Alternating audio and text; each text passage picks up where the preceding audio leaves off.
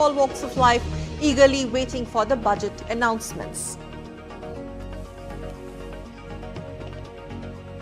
Get live and exclusive coverage on India's Budget 2025. News, views, analysis all through the day only on DD India.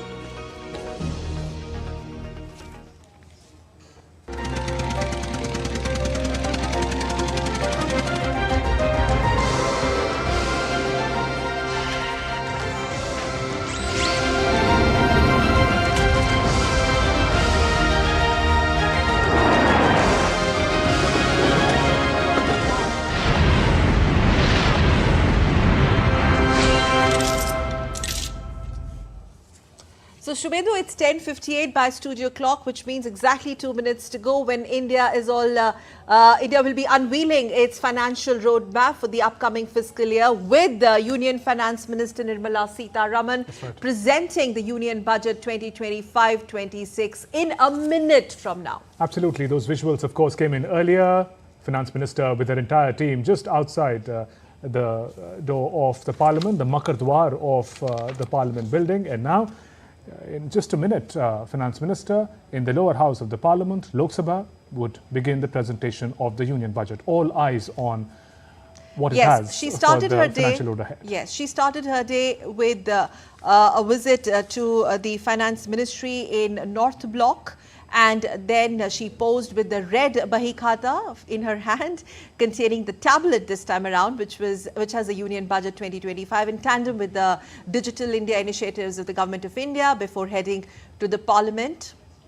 These are the visuals earlier. And here she visited Rashtrapati Bhavan, called on President of India, Draupadi Murmu, for a formal permission to present the Budget 2025-2026. And it's a brief meeting. The President of India, Draupadi Murmu, offered in a special gesture curd and sugar to Finance Minister Nirmala Sitaraman. The minister happily took the offering as a sign that the all-important budget presentation will be auspicious. We now take you live to the Parliament premises for the presentation of the Union Budget. Item number 1, Srimati Nirmala Sitaraman, Vitt Mantri.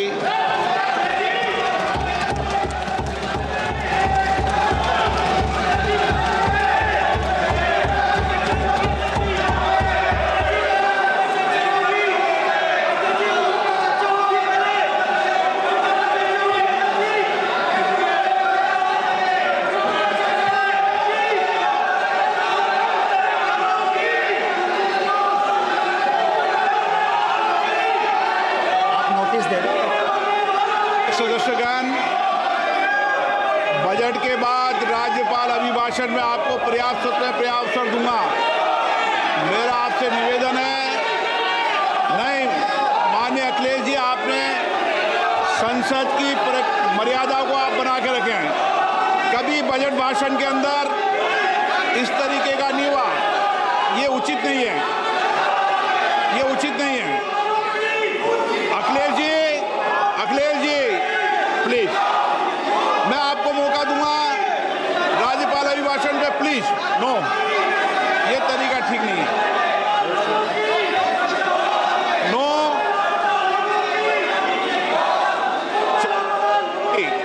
राज्यपाल अभिभाषण पे चर्चा होगी।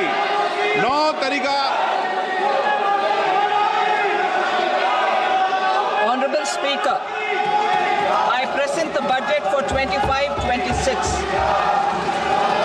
This budget continues our government's efforts to A.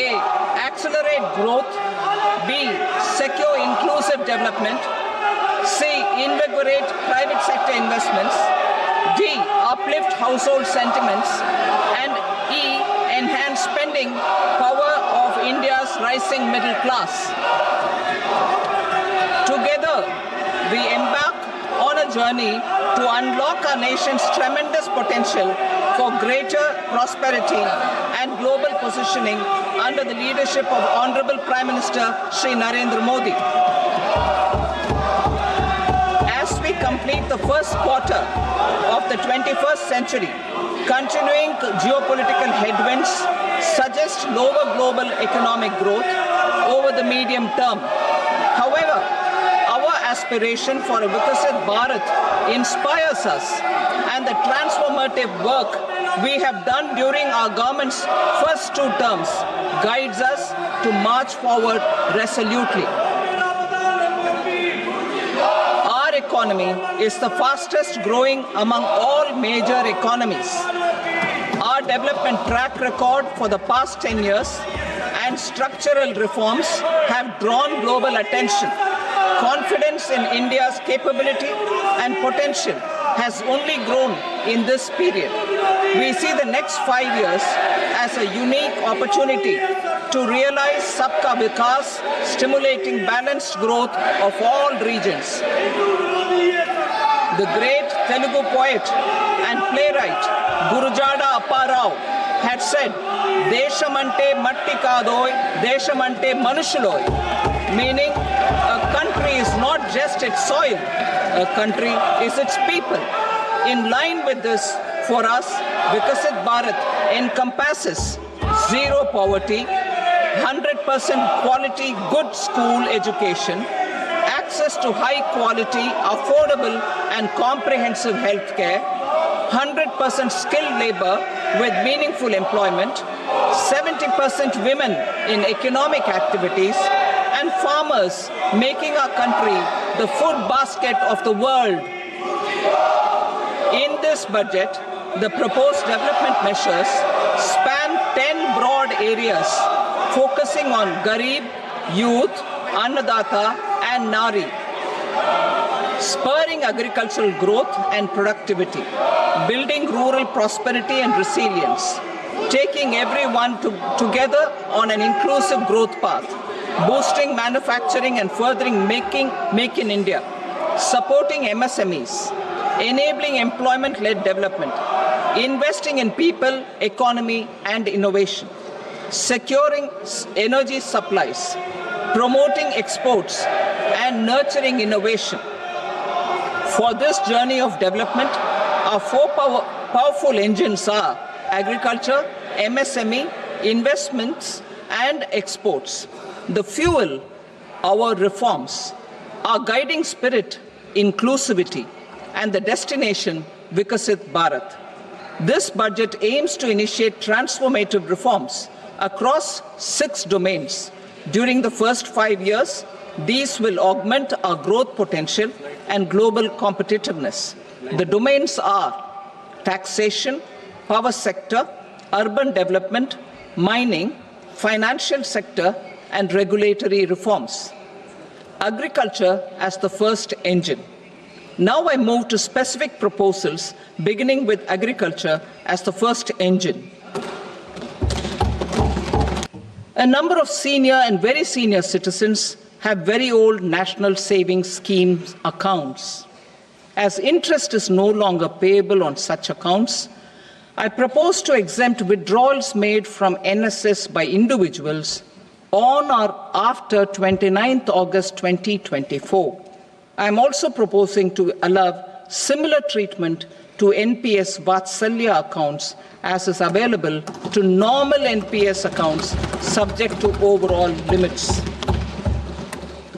In my speech in July 2024, I had promised that all processes, including giving effect to appellate orders, shall be digitalized and made paperless over the next 2 years. So I'm happy to announce that digitalization is being made operational now. In July 2024, we brought in the Vivad Se Vishwas scheme to resolve income tax disputes pending in appeal. The scheme has received a great response, with nearly 33,000 taxpayers having availed of the scheme to settle their disputes. I have a few proposals to promote investment and employment. It is proposed to provide a presumptive taxation regime for non-residents who provide services to a resident company that is establishing or operating an electronics manufacturing facility. I further propose to introduce a safe harbor for tax certainty for non-residents who store components for supply to specified electronics manufacturing units. Presently, the tonnage tax scheme is available only to sea-going ships. The benefits of existing tonnage tax scheme are proposed to be extended to inland vessels registered under the Indian Vessels Act 2021 to promote inland water transport in the country. Extension for incorporation of startups. We continue to support the Indian startup ecosystem. I propose to extend the period of incorporation by 5 years to allow the benefit available to startups which are incorporated before 1/4/2030. In order to attract and promote additional activities in the IFSC, I am inter alia proposing specific benefits to ship leasing units, insurance offices, and treasury centers of global companies which are set up in IFSC. Further, to claim benefits, the cut-off date for commencement in IFSC has also been extended by 5 years to 31/3/2030.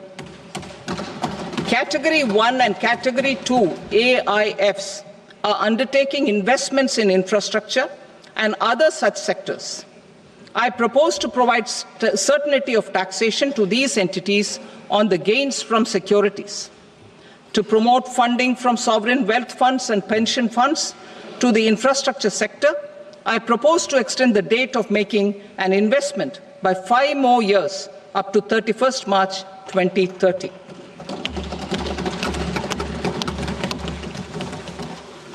Personal income tax reforms with special focus on middle class.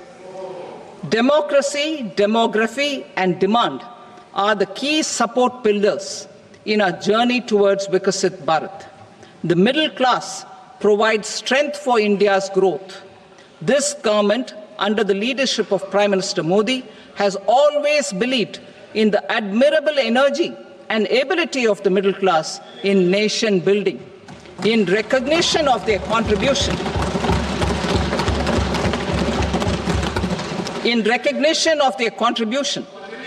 we have periodically reduced their tax burden. Right after 2014, the nil tax slab was raised to 2.5 lakhs of rupees, which was further raised to 5 lakh rupees in 2019 and to 7 lakh rupees in 2023. This is reflective of our government's trust on the middle class taxpayers. I am now happy to announce that there will be no income tax payable up to income of 12 lakh rupees.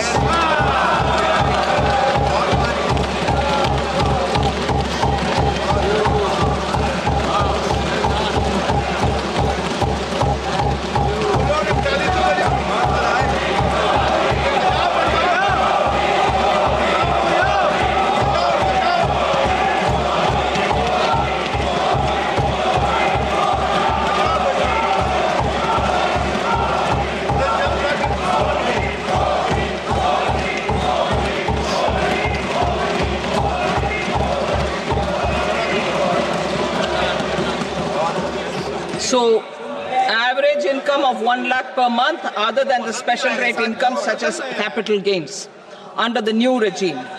This limit will be 12.75 lakh for salaried taxpayers due to the standard deduction of 75,000. Slabs and rates are being changed across the board to benefit all taxpayers. The new structure will substantially reduce the taxes of the middle class and leave more money in their hands, boosting household consumption, savings, and investment.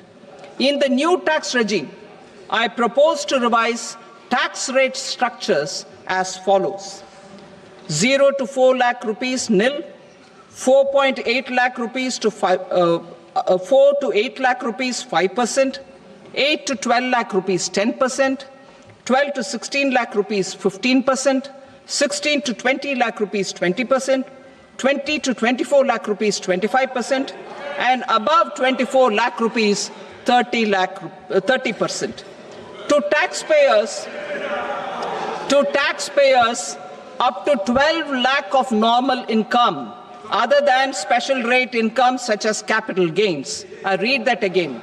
To taxpayers up to 12 lakh of income, other than special rate income such as capital gains, tax rebate is being provided in addition to the benefit due to slab rate reduction in such a manner that there is no tax payable by them. The total tax benefit of slab rate changes and rebate at different income levels can be illustrated with a few examples. A taxpayer in the new regime with an income of 12 lakh rupees will get a benefit of 80,000 rupees in tax, which is 100% of tax payable as per the existing rates. A person having income of 18 lakh rupees will get a benefit of 70,000 rupees in tax. That is 30% of tax payable as per existing rates. A person with an income of 25 lakh gets a benefit of 1,10,000 rupees. That is 25% of his tax payable as per existing rates. Details of my tax proposals are given in the annexure. As a result of these proposals, Honorable Speaker, sir, revenue of about 1 lakh crore in direct taxes and 2,600 crores in indirect taxes will be foregone. Mr. Speaker, sir, with this, I commend the budget to this august House.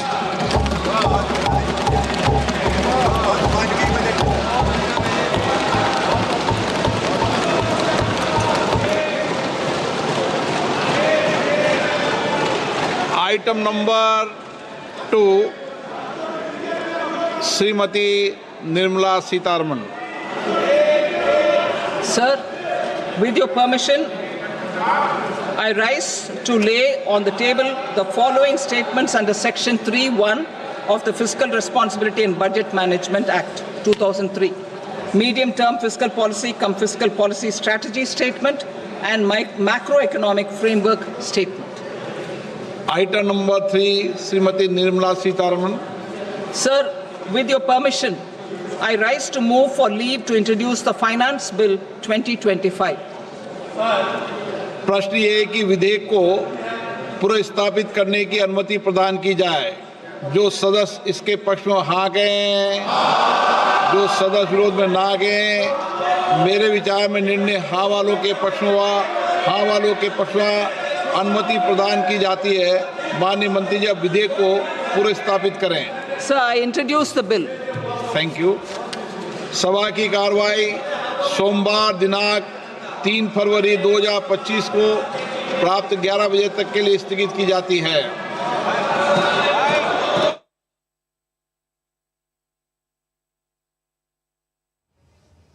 That was the presentation of the much-awaited union budget, full budget for the Modi government 3.0 by Finance Minister Nirmala Sitaraman. Host of areas where investments has been made for the vision of developed India by 2047, but the best of it she perhaps had kept for the last. But no income tax for personal income tax group. There's going to be no income tax for earning up to rupees 12 lakh. This is as per the new tax regime. So that is going to be the highlight, much talked about, much expected rebate and relaxation in taxation that people were looking for. Finance Minister indeed has given it to them in this budget. Sakar? Especially when we're speaking about the expectations, relief to the middle class in terms of tax relief / reduction was one of the top priority areas, and I think she dealt with that aspect towards the end of a budget presentation, which actually means that more money in the hands of middle class. Let's quickly take a look at the operative portions of the budget and the focus areas. Focus to accelerate growth, Viksit Bharat vision, where there's going to be focus on poverty eradication, youth, farmers as well as women. These are the big takeaways. The Finance Minister also announced Dhan Dhanya Krishi Yojana, a new scheme for the empowerment of farmers. Union Budget 2025, Dhan Dhanya Krishi Yojana to cover 100 districts in the country. In addition to the reforms that have been unleashed for the benefit of the farmers, Dhan Dhanya Krishi Yojana will come into play. 1.7 crore farmers across the country are going to be benefited from this new scheme announced in the Union Budget 2025 by Finance Minister. India's growth and reforms, she says, set the stage for Sabka Vikas in the next 5 years. In the next 5 years, the country will be provided with unique opportunities, wherein she also announced the Makhana Board. Makhana Board, which actually will be setting up, which will be set up in Bihar. Host of development interventions for the East, particularly for the state of Bihar, to enhance processing and value addition. We know makhana production in Bihar traditionally is also an important input to enhance processing and value addition. Also, Kisan Credit Card facilitates loan for farmers. This is going to aid farmer empowerment in the agri sector. Garib Youth, Annadata and Nari, that's how she began her budget presentation, where focus has been, as always, on Atmanirbharta mission for pulses as well, which means self-reliance India. Aspirations of the Viksit Bharat inspire us. These are the key highlights of the speech of Finance Minister. Viksit Bharat being central to the whole narrative, where 2025 budget is dedicated to some transformative reforms across various sectors. New schemes for new schemes have been announced, with a term loan of 2 crore for women in particular, in tandem with the women-led development vision of Indian government. First-time entrepreneurs from the lower middle class and the backward classes will also be benefited. Also, investment limit for MSME classification to be made 2.5 times, but turnover limit is also will see a spike. Other highlights: new classification criteria for MSMEs, National Institute for Food Tech, Entrepreneurship Management in Bihar to turn India into the food basket for the world. That's the vision. 5 national centers of excellence for skilling with global expertise have also been proposed. Over 100 new places to get regional airports. Udan scheme has been expanded significantly. 15,000 crore rupees fund for quick completion of about a lakh housing units. 10,000 seats also to be added in medical colleges across the country. As far as additional infrastructure in existing IITs is concerned, that is also in focus. IIT Patna in particular is proposed to be expanded. Heal in India campaign will be launched. Part of this budget, short-term loans for 7.7 crore farmers, including dairy farmers and fishermen. They are going to be benefited by such schemes, where FDI limit for the insurance sector will be seeing a spike to 100%. New income tax bill to be introduced next week. And also, new central KYC registry is going to be part of this budget. The key reforms that will be implemented, and revised fiscal deficit for the fiscal 2025 stands at 4%. 36 life-saving drugs exempted from basic custom duty. This is the pharmaceutical sector that we are looking at. Where also, besides that, indirect tax measures will see good promotion of experts. Limit for tax deduction for senior citizens has doubled to rupees 1 lakh. Annual limit of rupees 2.4 lakh for TDS on rent, which is raised to rupees 6 lakh, and no income tax payable. That's the good news on income up to rupees 12 lakh, as Shubhendu just spoke about. Shubhendu. We're scanning through the highlights of Finance Minister Nirmala Sitaraman's speech.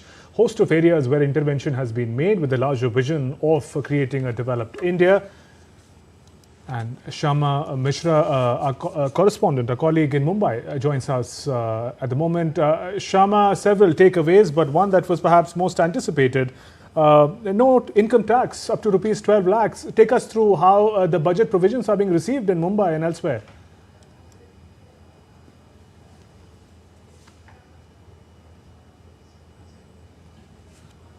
All right, we'll connect with Shama in just a bit. As we mentioned, host of areas where interventions have been made for a 360-degree development plan. At the end, she also mentioned about the perhaps most exciting tax proposal, no income tax for individual personal taxpayers for up to rupees 12 lakhs. Also, we are scanning through the highlights about, this is the old tax regime, 8 to 12 lakh 10%, 12 to 16 lakh 15% tax regime. These are the tax slabs which will come into force in the coming financial year. 16 to 20 lakh rupees, 20%. 20 to 25 lakh rupees, 25%. Which means more money in the hands of middle class, where we see a big reduction of tax for the middle class. Above, above rupees 25 lakhs is 30%. Yes. If you look at the new tax regime, we'll see the manner in which this new exciting tax proposal comes into play. Under the new tax regime, tax on income up to rupees 4 lakh is 0%.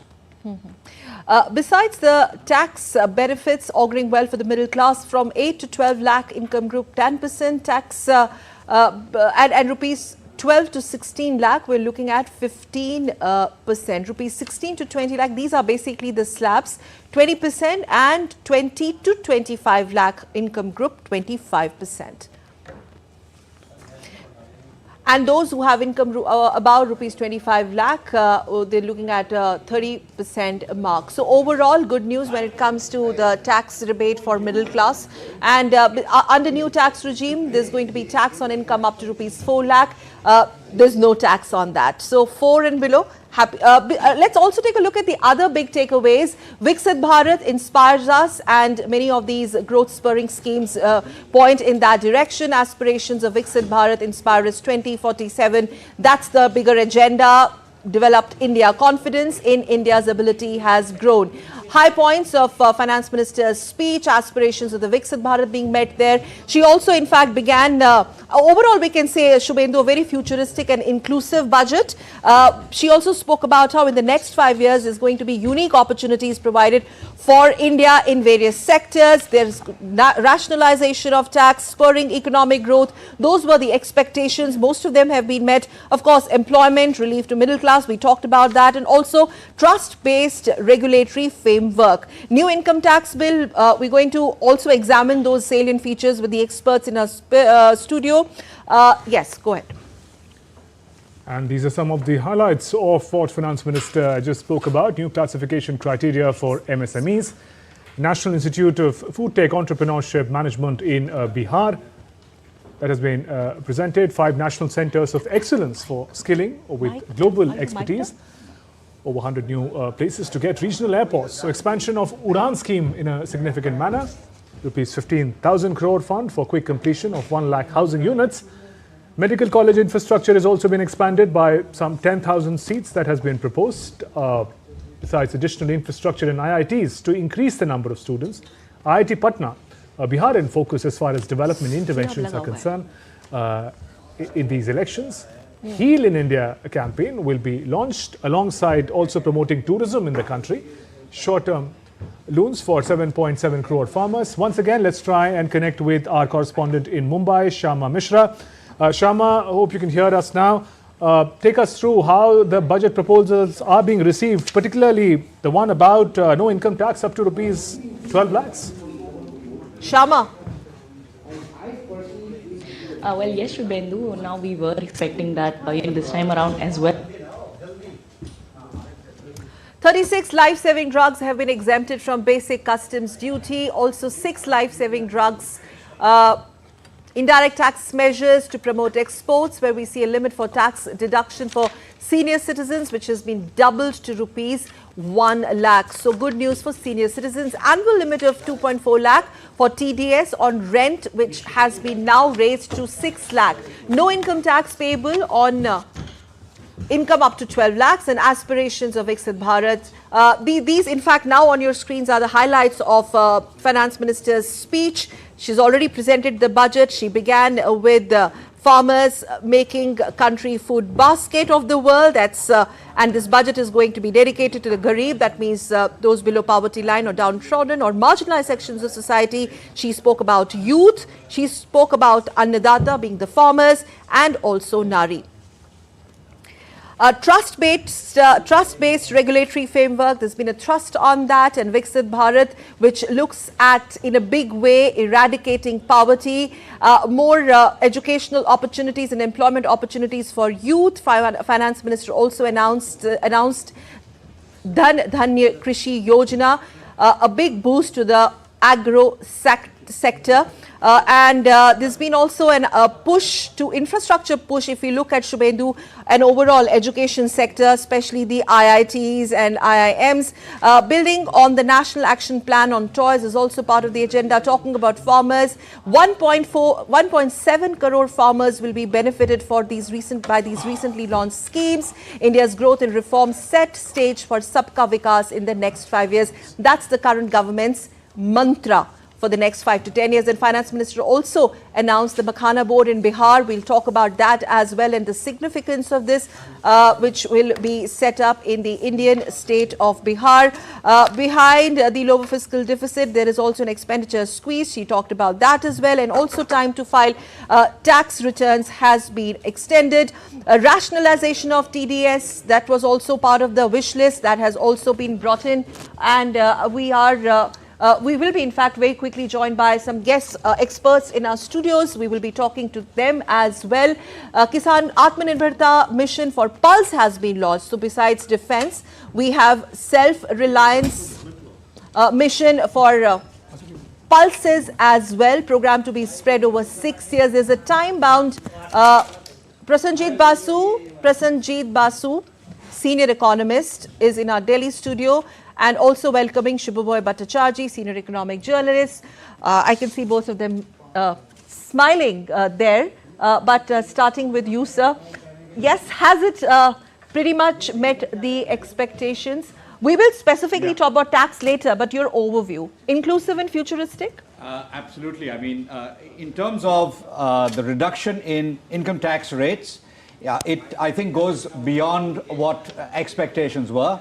There's a dramatic reduction. The fact that income up to 12 lakh, that is 1 lakh a month, will be exempt from tax is a huge step. So it's actually, it's actually about 12.75 lakhs, in fact, that is exempt from tax.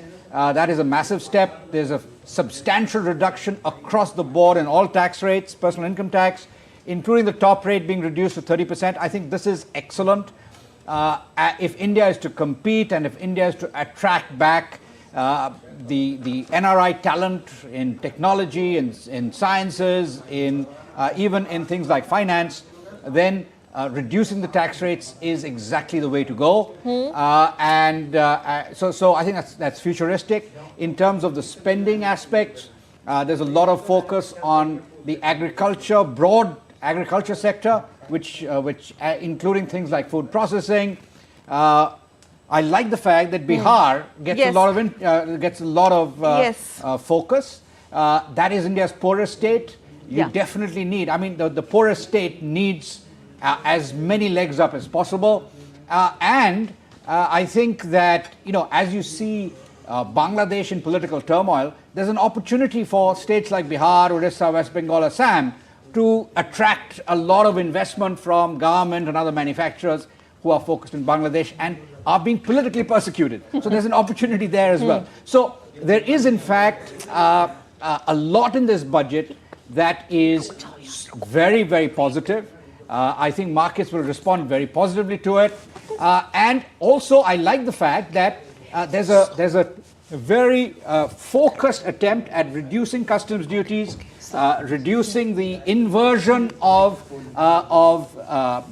customs duty rates to encourage manufacturing and value addition. So I think those are the real major focus areas. Customs duty reduction as a means of plugging India into global supply chains, and of course substantially reducing income tax rates in order to provide a substantial boost to private consumption.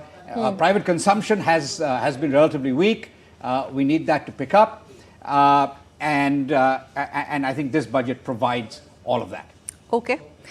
Yes, I welcome my colleague Mark to take this broadcast forward, because Mark has been keenly not following this budget, of course, but previous budgets as well. But Mark, your take first, pretty much in continuation to previous budgets, but overall Viksit Bharat mission central to various reforms and initiatives that have been launched, especially in fresh sectors, emerging sectors. Clearly there is a direction in the budget. There have been engines that have been identified: agriculture, MSME, investment and exports, and of course a big push to consumption. The middle class was wanting something. This is the budget that they've got. 12 lakhs is the exemption amount. It's huge. Lots of people will feel that relief, and they'll put that money into various things which will lead to an increase in demand, which will also increase supply and improve our growth. Hopefully, let's turn to Mr. Shubhamoy Bhattacharjee to get his inputs on that. So, I mean, yesterday, in fact, we spoke a little bit about demand pull, right? Yes. So you think this is going to really be a massive pull? Is your wish list met? My wish list was in terms of the technology sectors. You know, we are, in fact, as Mark was right, pointing out, we have a huge challenge coming up globally. Look at the way things are changing in USA, look at the way things are changing on the artificial intelligence. So the budget needed to give that sense that while consumption, obviously we'll have a lot to talk about, but whether the technology sectors, those have been adequately addressed, you know, sprinkled with. So where I see the technology sectors, you know, sectors like the deep tech fund of funds, the manufacturing mission with climate friendly technology, the AI centers of excellence which have been further pushed up, and most important, I mean, I would say within that is the push for the nuclear power. The finance minister said that we want 5 small modular reactors to be in place by 2033. The Civil Nuclear Act will be amended. You know, these are very major statements of intent in terms of what the central government wants to do in terms of pushing both the technological paradigm as well as financing it. The asset monetization plan, which has been again renewed for the 5 years, I think that's an important thing. The PPP, the 3-year pipeline for projects, these are what investors would wish to know. That do we have strong investment ideas coming out of the budget? Because remember, there's a budget that's going to be the blueprint for the next 5 years for this government. So essentially, do we have that space? Have we thought through the investment plans for the government going forward? Indeed. Talking about investment, Mr. Basu, this budget didn't seem to mention anything about capital expenditure, but then you know, the asset management, asset monetization is a process of getting in another 10 lakh crore rupees for the next 5 years. But then if you looked at the receipts and expenditure statement there, it says that CapEx has gone up to 15 lakh crore rupees. That's a significant amount, would you say? That's a huge increase. So now I think the important thing here is that, you know, to me as an economist, the first thing I look at is what is happening to the fiscal deficit. The fiscal deficit was projected to be 4.9% of GDP. It is now, you know, the revised estimate takes it down to 4.8. The strongest quarter for revenue is still to come. Yes. If you look at the numbers up to December, I look at a 12-month moving average, it is already 4.9%, 12-month moving average. Yes. And in fact, if you look at the first 9 months of the fiscal year, only 56%. So 9 months is 75% of the fiscal year. Only 56% of the deficit has been hit. So you're very likely to get a number even lower than 4.8. But the point is that they are then going to reduce it next year to 4.4. I think it'll be even lower than that. It'll be much closer to 4, which is, from an economic standpoint, that is the most positive feature. The fact that you are seeing fiscal deficit coming down quite rapidly.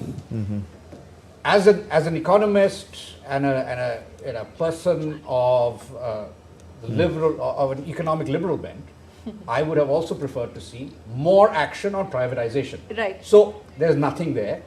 For the last 4 years, we haven't seen enough on nothing on privatization. Okay, anyway, asset monetization is a process. Asset monetization is a substantial thing.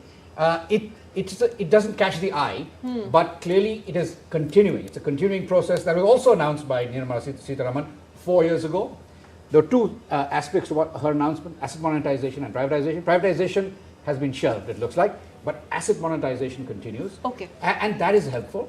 I think that the reduction in the whole structure of interest rates, of income tax rates, is very positive. I think that's one of the biggest talking points of this budget. We will talk about that as well. But let's quickly cut across live to Mumbai, the financial capital, because we're getting some reactions, first-hand reactions from the industry, where markets open good today, Shama. But then, well, the up and down may continue. But over to you. What are you picking up? You're joining us live from CII in Mumbai, India's commercial capital. Over to you. Financial capital Mumbai. Let's see what Mumbaikars. Yes, go ahead. We were listening to the entire broadcast, entire announcement, and towards the end, we started, getting that feeling, anxious feeling that are we not addressed? Is the middle income group still not getting addressed? But then comes a banger, and then 12 lakh, the announcement and the decision of exempting people who earn up to 12 lakh, that is totally tax-free. That was something we were all looking forward to, and it was better than expected. What more industry is getting and how industry is reacting, we have Rishi Kumar Bagla with us. He's the Deputy Chairperson of CII Western Region. Let's talk to him. Sir, your initial reaction and how would you say the budget was? The budget was absolutely perfect for the aspirational India. I would say that because our Prime Minister, Mr. Modi, has given a target that India has to become a Viksit Bharat by 2047. And in order to become a Viksit Bharat 2047, we have to take a directional budget. And this budget has been absolutely in that direction. Because if we have to become Viksit, we need to do two things. We need to spur the domestic demand, and we need to be globally competitive as far as manufacturing is concerned. And in this budget, I can see very clearly, to spur the global demand, a huge impact has been given to the rural areas and the agri sector, so that ours being an agrarian economy, large part of our population is still involved into agriculture. They will have more money in their hands.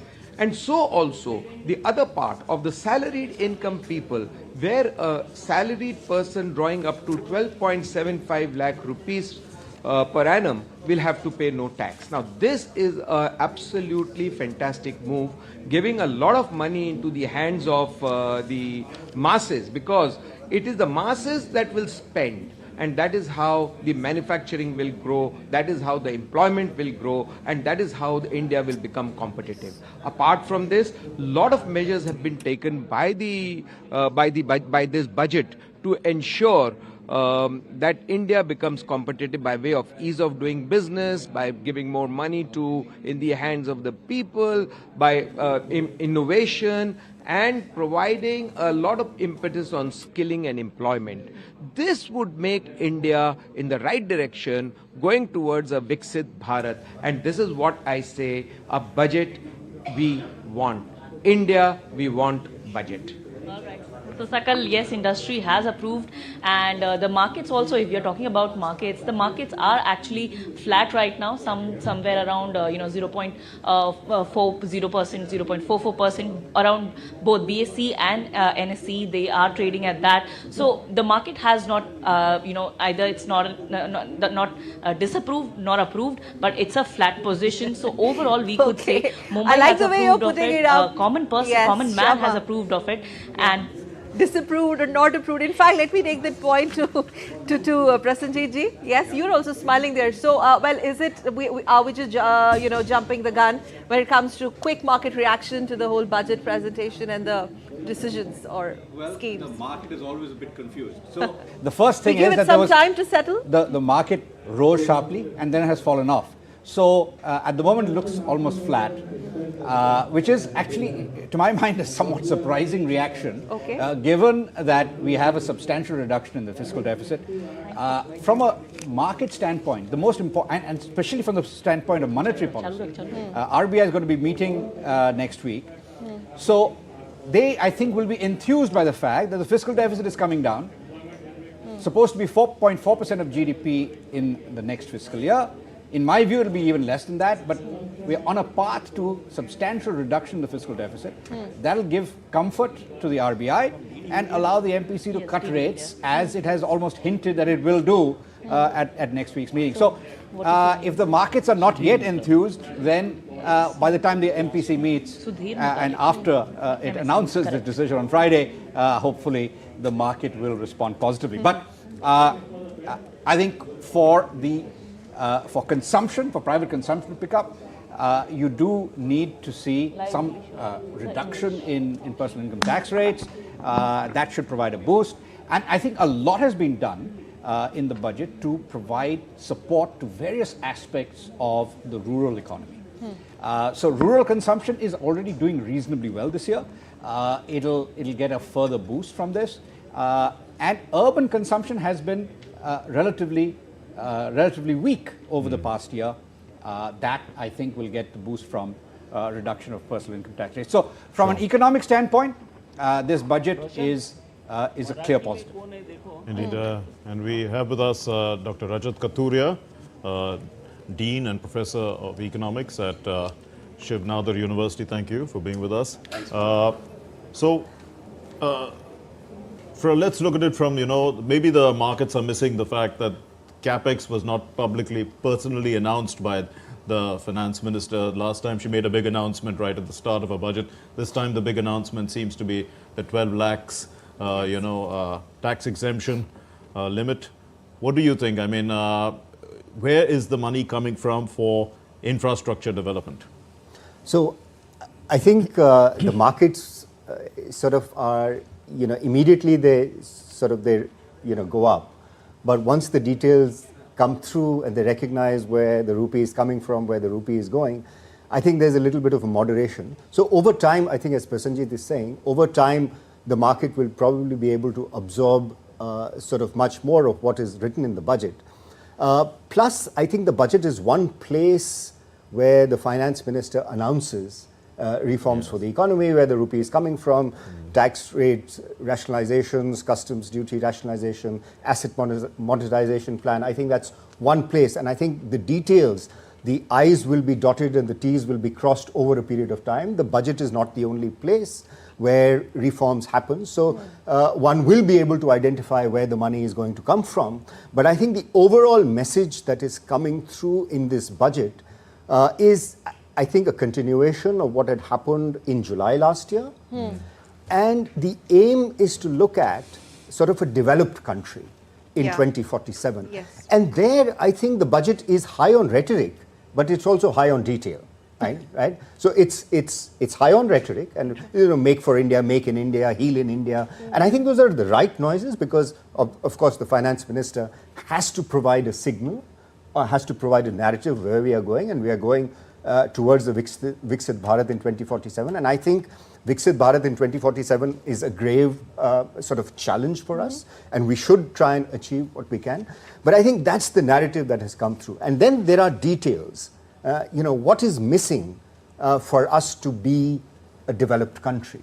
What is in India that you see today that sort of is a challenge to being recognized as a developed country? So you go to your cities, you go to middle class, you look at governance, you look at the quality of life.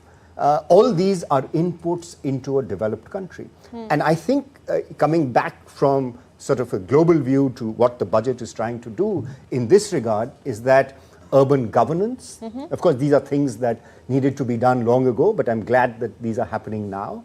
Urban governance, there's something in urban governance. There's something on governance, very importantly, both on city governance, on general governance, as well as on tax administration. There's a lot that the finance minister has spoken about, how important governance is. Now, when you look at a developed country, you recognize it. When you look at India, does the image of a developed country come into your mind? I would say not now. But what are the things that need to improve? But we are on course. We are on course, exactly. That's what I'm saying. And I think we are moving at a very fast pace and accelerated growth. I'm sorry I'm interrupting you. We have one more special guest standing by there at the CII headquarters there in Mumbai, India's financial capital. Shama, over to you. And that part on the urban governance and industries, thumbs up on the measures, the new measures, especially in the emerging sectors. If you remember, we spoke about that in the morning prior to the budget presentation. presentation. So are Mumbaikars in general and the industry captains in particular happy? They are happy. They are definitely happy. And as you and me are wearing a green color, we could say this is a green flag, and we did get a good budget this time around. Well, we are also talking about, something about the MSMEs. And earlier in the morning, when we had spoken, we did speak about how India is wanting to establish itself as a global competitive, hub. And MSME plays a very important role. We also spoke about MSME. Now we have an MSME person with us. He's an expert. We have Sudhir Mutalik with us. He's the founder and managing director of founder and CEO of Positive Metering Pumps, and he'll speak about MSMEs. So, sir, MSMEs have gotten a lion's share, I would say. How do you see this budget, and what really changes from here? I'm really happy after many years. I mean, Minister has focused 4 engines of economy. And in that, MSMEs are brought on the surface. There is a special thrust on MSMEs. She has realized, she kept on talking about how MSMEs are important. I am really happy that MSMEs are now given importance, and especially manufacturing sector. I mean, redefining the MSME itself is a very interesting phenomenon by raising the limits to 2 or 2.5%. That is something really great, which means more is expected from MSME. MSMEs more, are supposed to create more jobs. So naturally there is an encouragement to MSMEs. Credit guarantee limit is increased from 5 crore to 10 crores. For startups from 10 crore to 20 crores is really encouraging. Of course, at the same time, Minister has removed the tariff of 7 tariffs are removed. So I don't know how much industries, MSMEs especially, will be protected. But overall, I think it's very encouraging. The second important point is, we can see after many years of budgets that the focus is given on nuclear power generation. About 100 gigawatt is supposed to be generated by 2047, and for that there is a provision of around 20 crores to establish 5 small modular reactors. This will create many opportunities for MSMEs, or establishing a urea plant in Assam. This will create many opportunities for MSMEs. So I think this is a very encouraging budget for MSMEs in India, and I hope this will mainly help in creating more jobs. Okay. So Sakal, yes, he has mentioned, and he has mentioned the point of view of MSMEs, and as he was speaking that, MSMEs can play a larger role when it comes to, producing smaller equipments or necessary equipments for the large manufacturing. Now we are also talking about startups over here. Nirmala Sitaraman, the finance minister, she has laid thrust on the startups also, and how the innovation, R&D and everything will play an important role in putting India at that global map. Over here also we could say that these startups, earlier at for an example, if a person who has that space background from IIT, he goes into ISRO or similar organization, they would usually get a chance 10 years or 15 years into that particular job. But now, since startups and the entire ecosystem have gotten such a great ecosystem rather. Right. So the person who's just started his startup can actually contribute to the nation's development, and especially when we're talking about the security, national security and everything, which is very important. Yes. So the thrust laid on MSMEs, we will come to you in a bit. Yes, Shyama Mishra, we'll come to you in a bit, but this whole question about the National Manufacturing Mission and how it's going to really aid clean technology, I will take one comment, but before that, now the reactions have started coming in very fast. First one from one of the first reactions coming in from Union Minister Amit Shah. Budget 2025 is the blueprint of the Modi government's vision towards building a developed and best India in every field. Viksit Bharat, that's what we were talking about earlier. The budget, which covers every sector from farmers, poor, middle class, women and children's education, nutrition and health, to startup, innovation and investment. This is a roadmap for Modi ji's self-reliant India. I congratulate Prime Minister Narendra Modi ji and Finance Minister for this comprehensive and visionary budget, quote unquote. Yes, Prasanji, you wanted to speak. Well, I'll address two things. First of all, the benefits that have come through are focused very heavily on labor-intensive manufacturing. Things like leather, food processing, toy manufacturing. Toy manufacturing is a very small sector in India at the moment, but there's a slew of incentives actually that have been provided over several years now.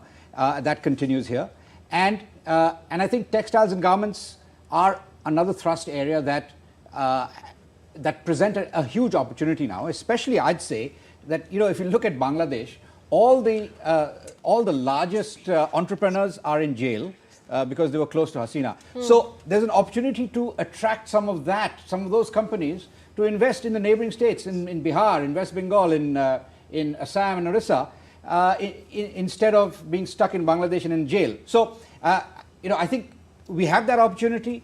Providing incentives for labor-intensive manufacturing is a significant positive. Now, it also is a positive in the long term because it creates employment. It allows the transformation of the employment in the economy as people move from agriculture, where productivity is low, to manufacturing, where average productivity is about 4 times what it is in agriculture. So that process will be facilitated by by first of all notifying the labor reforms of 4 years ago, and also the incentives provided in this budget to the whole labor-intensive manufacturing sector.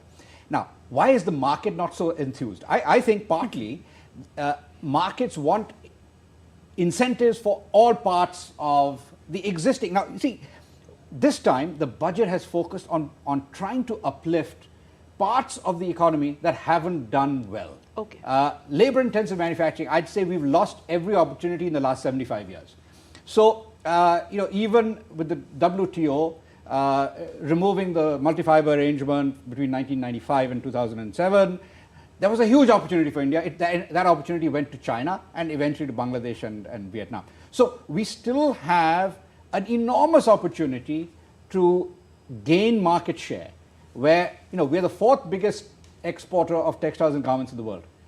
But between us and number one, the number one, China, has about 9 times the exports that we do. So there is a huge opportunity to close that gap. And I think that is what this budget helps towards doing. And this is part of a continuum. We've seen this, we've seen a set of measures coming through over several years, including the labor code reforms of September 2020, which really haven't been fully implemented yet, haven't been notified, and there's some confusion about how exactly they will apply. Okay, all right, point taken. But I think the other interesting aspect is the states have been incentivized to like Bihar and all. We'll talk about that. We probably have to run in our bulletin right now, so a final word from you, Professor Katuria. There was so much in the economic survey about regulatory reform.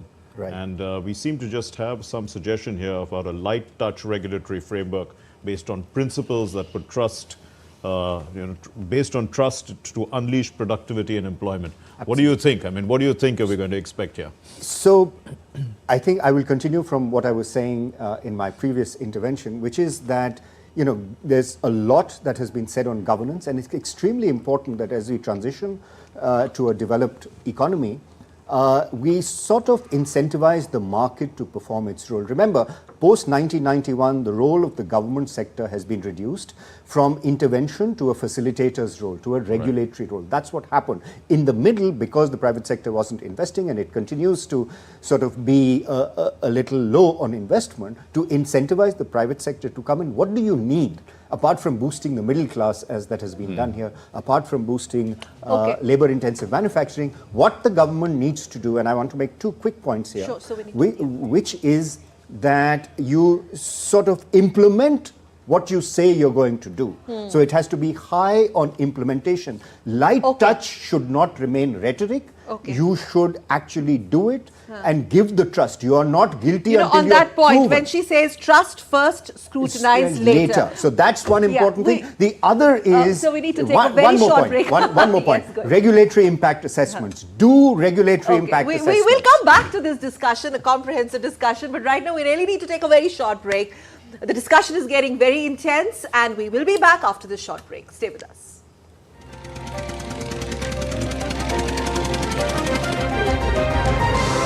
Wind up bulletin.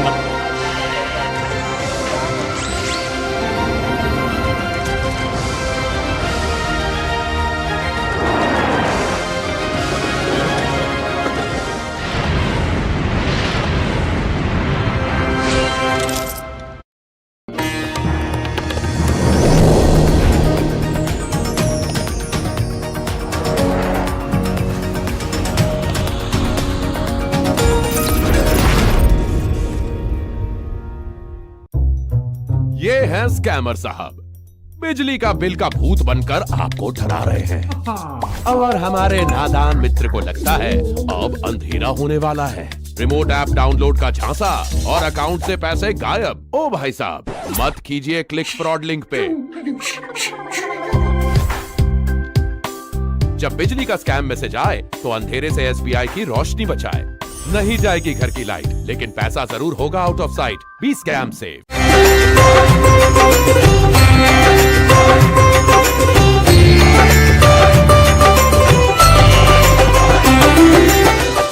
ये है scammer साहब, bank कर्मचारी बनके आपको call करते हैं। ये कह रहे हैं एटीएम कार्ड की डिटेल दो वरना अकाउंट ब्लॉक हो जाएगा। जैसे ही जानकारी मिलती है स्कैमर शॉपिंग शुरू करते हैं। ओ मैडम रुक जाइए, कभी भी अपने कार्ड डिटेल्स फोन पे मत दीजिए। एसबीआई की टिप्स से आप बन जाओगे एंटी स्कैम चैंपियन। पूछते हैं आपके अकाउंट का हाल, पर असलियत में ये है स्कैमर्स की चाल। Be scam safe.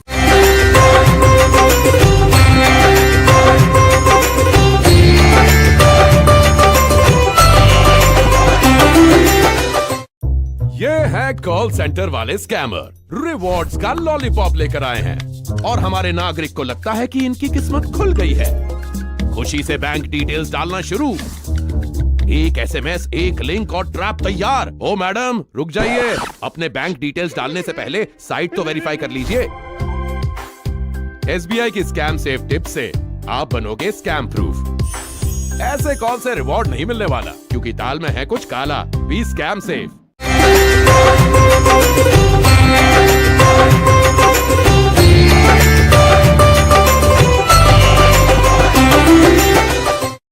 ये है शिकारी स्कैमर, अपने लेटेस्ट स्कैम के साथ तैयार। Scam call. ये कह रहे हैं कि एक कस्टम से बात कर रहे हैं और आपके पैकेज में पासपोर्ट और सोने के बिस्किट मिले हैं। बैंक डिटेल्स देने की बात कर रहा है ये चिपकू स्कैमर। मेरे भाई, मैं एसबीआई का कस्टमर हूँ। I am always scam safe.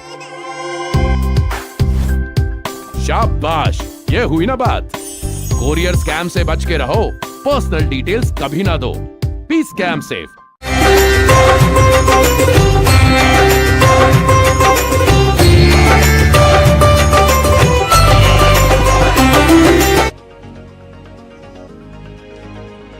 Thank you very much for staying with us on DD India Special Broadcast India's Budget 2025 with our eminent panel in our studios. We're going to decode the big takeaways of this budget, which many experts define inclusive and futuristic. So I'm Sakal Bhatt with my colleague Mark. Indeed, let's continue with this continued coverage of the budget of 2025-26, and here are the headlines. Major relief for middle class, no income tax up to 12 lakh rupees under the new tax regime. There will be no income tax payable up to income of 12 lakh rupees. India's finance minister presents her 8th consecutive budget, exempts 36 life-saving drugs from basic customs duty, FDI limit for insurance sector to be raised from 74% to 100%.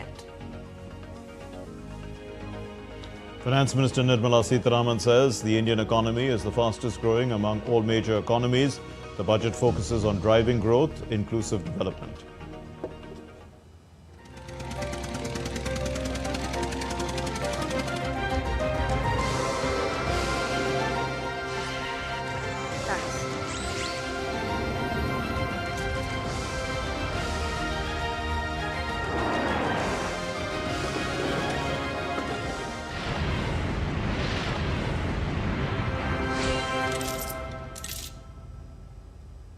Well, the Finance Minister Nirmala Sitaraman presented the Union Budget for 2025-26 in the lower house of the Indian Parliament.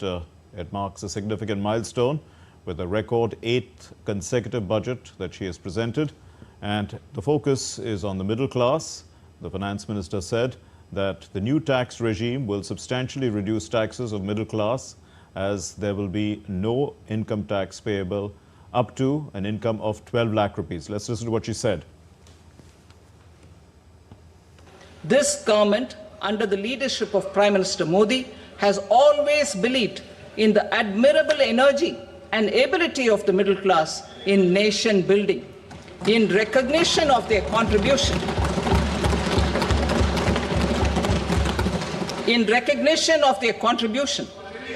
we have periodically reduced their tax burden. Right after 2014, the nil tax slab was raised to 2.5 lakhs of rupees, which was further raised to 5 lakh rupees in 2019 and to 7 lakh rupees in 2023. This is reflective of our government's trust on the middle class taxpayers. I am now happy to announce that there will be no income tax payable up to income of 12 lakh rupees.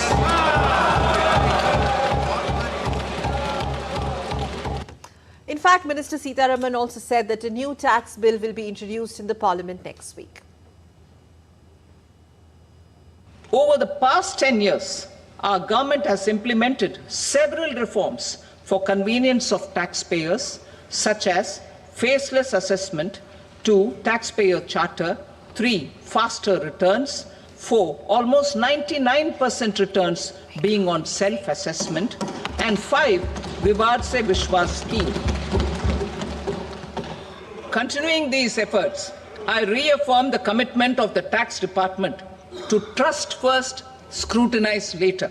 I also propose to introduce the new income tax bill next week. Well, in her speech, the minister asserted that the Indian economy is the fastest growing among all developing countries. And she noted that India's development track record in the past decade. She also talked about structural reforms which have drawn global attention. Our economy is the fastest growing among all major economies. Our development track record for the past 10 years and structural reforms have drawn global attention. Confidence in India's capability and potential has only grown in this period. We see the next 5 years as a unique opportunity to realize Sabka Vikas, stimulating balanced growth of all regions. And now let's take a look at other major highlights of the budget, basically this explainer. Her white and red sari said it all. She meant business. This was her 8th budget. The Indian economy in flight was now cruising at around 7% as it surveyed the markets around it. She saw the opportunity to put money where it mattered, in sectors that needed a boost, where India could develop and sustain an edge, and also in the infrastructure that held the economy together. Her fuel, reforms. The guiding spirit, inclusivity. And the destination, Viksit Bharat. So this is what she did. More money in the hands of the middle class. No tax with total income up to 12 lakh rupees. More credit guarantee for small businesses, the backbone of exports. Additional credit of rupees 1.5 lakh crore in the next 5 years for MSMEs.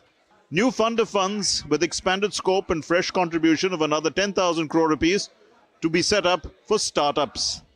Support for leather footwear and products to facilitate 22 lakh jobs.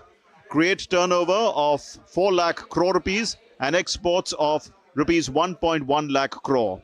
India Post to be transformed into a large public logistics organization to benefit new entrepreneurs, women, self-help groups, MSMEs, and large business organizations. Gig workers of online platforms to get healthcare under PM Jan Arogya Yojana to help 1 crore workers. Rupees 1.5 lakh crore proposed for 50-year interest-free loans to states for capex. Asset monetization plan for 2025-30 to plough back capital of rupees 10 lakh crores in new projects. Regulatory and fiscal measures will be fine-tuned to support the plan. Extension of Jal Jeevan Mission until 2028 with enhanced total outlay. Urban Challenge Fund of rupees 1 lakh crore to implement cities for growth hubs, creative redevelopment of cities and water and sanitation challenges. Maritime Development Fund with corpus of 25,000 crore rupees to be set up. Special window for affordable and mid-income housing. Rupees 15,000 crore for another 1 lakh units. Private sector research, development and innovation initiative gets rupees 20,000 crores. FDI limit for insurance sector raised from 75 to 100%. A light touch regulatory framework to be put in place for ease of doing business. Total estimated expenditure rupees 50.65 lakh crores. Total estimated receipts other than borrowing rupees 34.96 lakh crores. Net tax receipts estimated at 28.37 lakh crore rupees. Fiscal deficit estimated at 4.4% of GDP.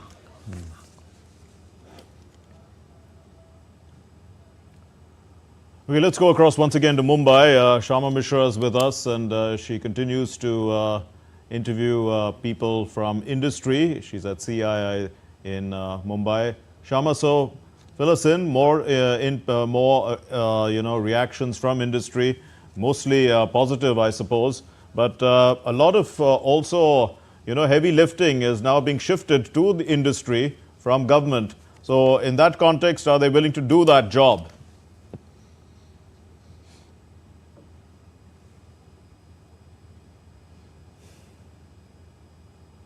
We can't hear you, Shama.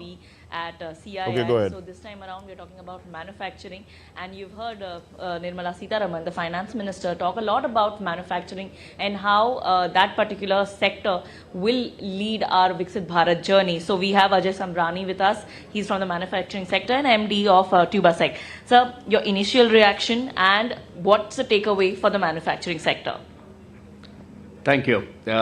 For me, it was quite a well-balanced budget. More or less consistent with what was a roadmap laid for 2047 Viksit Bharat. The framework was there in terms of indirect tax, infrastructure spend, and rural spend, and I think that's very important. I think the key, what I like this time is the 4 key drivers for the budget was reforms, MSME, exports and investments. I think these were very good articulated cornerstones.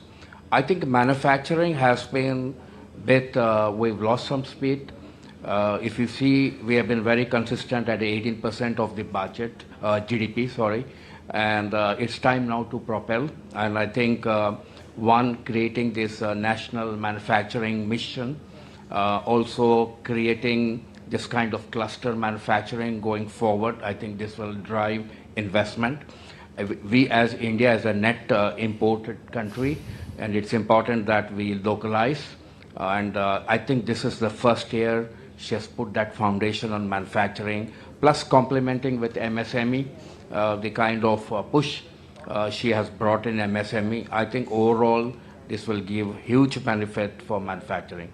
Our vision to be at least 25% of the GDP of manufacturing, the foundation has been laid in this budget. That's my take. All right, okay, that's his take, and we've always, been hearing that if you want your country to succeed, if you want your country to be, Atmanirbhar, definitely this particular sector, manufacturing sector, needs to have that kind of impetus and in turn it will give a fillip to our nation's development. Mission. Shama Mishra, thank you very much for joining us from Mumbai. We'll come back to you again. A short break here. We'll be back with more.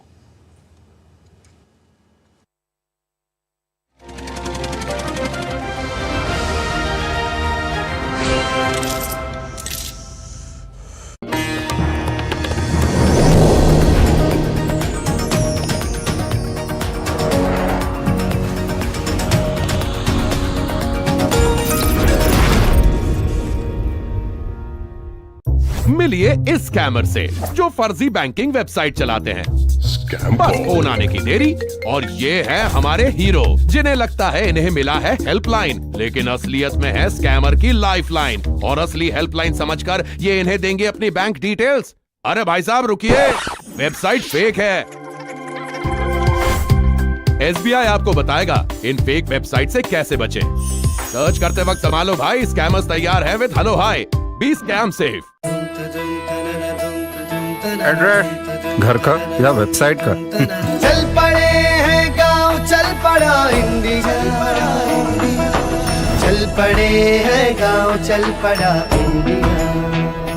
गेहूं धान बाजरा जवार के मैदानों में, छोटे छोटे धंधे या बड़े कामों में, फूलों के पॉली हाउस सब्जियों के बागानों में, सोलर बदल रहा है रात को उजालों में। फाइनेंशियल इंक्लूजन से टेक्निकल रेवोल्यूशन, हर जगह जमा रहा है पावर गांव इंडिया। वर्ष 1982 से गांव-गांव को देश की मुख्य धारा से जोड़ रहा है नाबार्ड। गांव बढ़े तो देश बढ़े। चल पड़े हैं गांव, चल पड़ा इंडिया।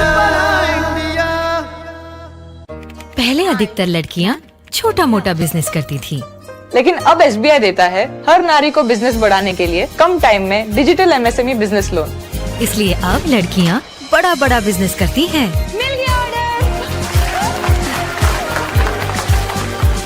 SBI बैटिंग फॉर नारी शक्ति। ये है स्कैमर साहब, देंगे KYC या पैन अपडेट की गोली और ले जाएंगे आपके बैंक डिटेल्स इन वन झोली। और हमारे नागरिक को मिलता है एक झटका, लिंक पे क्लिक करते ही मुसीबत का दरवाजा खुल जाता है। वेबसाइट लगे जेन्युइन पर है फेक, अब स्कैमर खाएगा महंगा केक। ओ मैडम रुक जाइए, लिंक है फेक। आपकी सेविंग्स की सिक्योरिटी आपके हाथ में है। अपडेट करना हो KYC या पैन, अनजान लिंक को करे बैन। Be scam safe. मेरा सेविंग्स अकाउंट ओपन हो गया और बैंक भी जाना नहीं पड़ा। रियली? तू जानता है इसका बैंक कौन है? कौन है sir? SBI। Open digital savings account using video KYC। इसे कहते हैं सॉलिड बैंक की सॉलिड बैकिंग। पर लोन लेने के लिए खुद का हैवी मार्जिन लगाना पड़ता है। 80% तक का बिजनेस लोन मिलेगा, हाँ? वो भी कोलैटरल फ्री। अच्छा, 5 करोड़ तक बैंक ऑफ बड़ौदा संभाल लेगा। लेकिन बिजनेस शुरू हो गया तो इन दोनों कौन संभालेगा? मम्मी तुम बिजनेस संभालो, रोहन को मैं संभाल लूंगी। बड़ौदा महिला स्वावलंबन लोन, तो शुरू कीजिए अपना ड्रीम बिजनेस। पढ़ाई में लड़कियों के नंबर अक्सर ज्यादा ही आते हैं, इसलिए SBI देता है हर नारी को एजुकेशन लोन्स 0.5% कम इंटरेस्ट रेट्स पे, ताकि मास्टर्स के लिए विदेश जाने वाली लड़कियों का नंबर भी ज्यादा रहे। SBI बैटिंग फॉर नारी शक्ति। It's another 6. रिचार्ज, जल्दी रिचार्ज करा। ये क्या किया? मैच तो गया। पेमेंट कैसे करेंगे? टोकनाइज कार्ड से। टोकन? हाँ, ऑनलाइन पेमेंट के लिए RBI लाए हैं टोकनाइजेशन। एक बार कार्ड डिटेल्स, OTP, CVV डालकर टोकन जनरेट कीजिए। कार्ड भी सुरक्षित और बार बार डिटेल्स भरने की नो झंझट। वही सुविधा अधिक सुरक्षा। ऑलराउंडर हो कि मैं। RBI कहता है कि जानकार बनिए, सतर्क रहिए।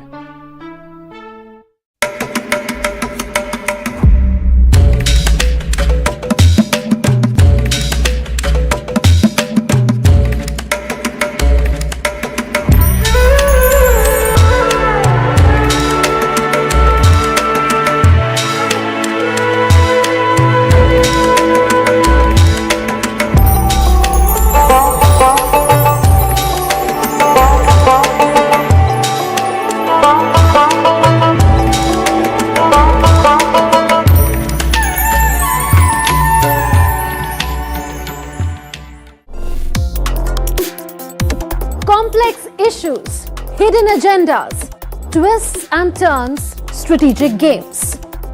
We think all dots are linked. We just need to connect them.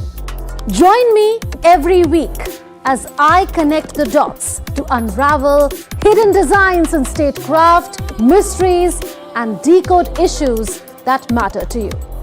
Watch Connecting the Dots with me at these times on DD India.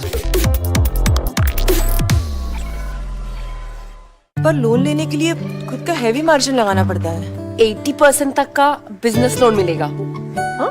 वो भी कोलैटरल फ्री। अच्छा, 5 करोड़ तक बैंक ऑफ बड़ौदा संभाल लेगा। बड़ौदा महिला स्वावलंबन लोन, तो शुरू कीजिए अपना dream business.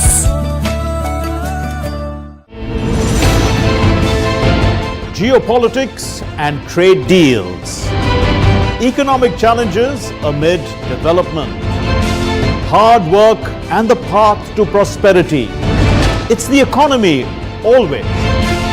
Between walkers, money is what money does and says. Supply creates its own demand. Between the bulls pulls and bears tears. When supply chains globalization and India rises to the podium, we'll get you centered with the economic brief at 8 p.m. every Thursday on DD India. पर loan लेने के लिए खुद का heavy margin लगाना पड़ता है। 80% तक का बिजनेस लोन मिलेगा, हाँ? वो भी कोलैटरल फ्री। अच्छा, 5 करोड़ तक बैंक ऑफ बड़ौदा संभाल लेगा। लेकिन बिजनेस शुरू हो गया तो इन दोनों कौन संभालेगा? मम्मी, तुम बिजनेस संभालो, रोहन को मैं संभाल लूंगी।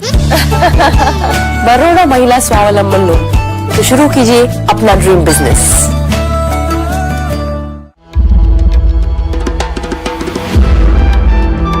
Timeless, boundless and infinite. The essence of faith. The soul of Sanatan culture. From the sacred confluence of Prayag, where divinity descends to earth. Witness the grandeur, the devotion, the magic. World's largest cultural and spiritual gathering, with over 450 million devotees expected to attend. Mahakumbh, India's greatest festival of faith. Exclusively on DD India. पर loan लेने के लिए खुद का heavy margin लगाना पड़ता है। 80% तक का बिजनेस लोन मिलेगा, हाँ? वो भी कोलैटरल फ्री। अच्छा, 5 करोड़ तक बैंक ऑफ बड़ौदा संभाल लेगा। बड़ौदा महिला स्वावलंबन लोन, तो शुरू कीजिए अपना dream business.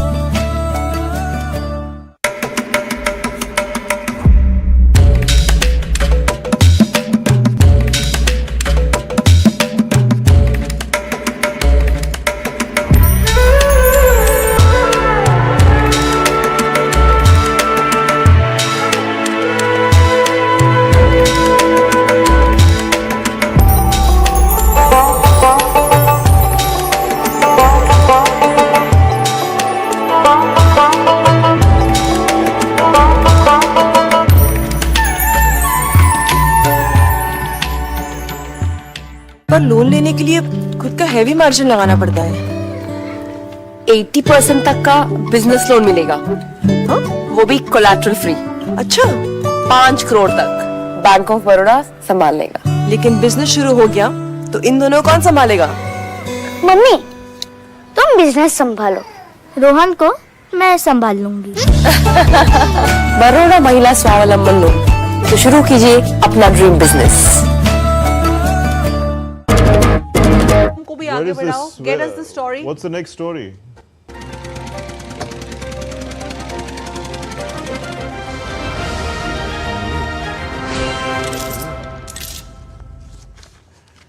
Welcome back to our continued coverage of the Union Budget, which was presented by the Finance Minister Nirmala Sitaraman for the year 2025-26.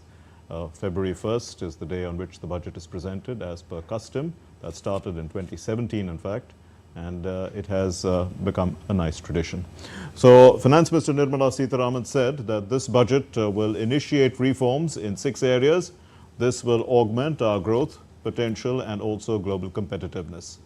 The domains: taxation, power sector, urban development, mining, financial sector and regulatory reforms. This budget aims to initiate transformative reforms across 6 domains. During the first 5 years, these will augment our growth potential and global competitiveness. The domains are taxation, power sector, urban development, mining, financial sector, and regulatory reforms. The minister also said that the proposed development measures in Budget 2025 span 10 broad areas, focusing on Garib, youth, Garib, which means the marginalized youth, the youth capital of the country, Annadata, the farmers, and Nari, that's women empowerment.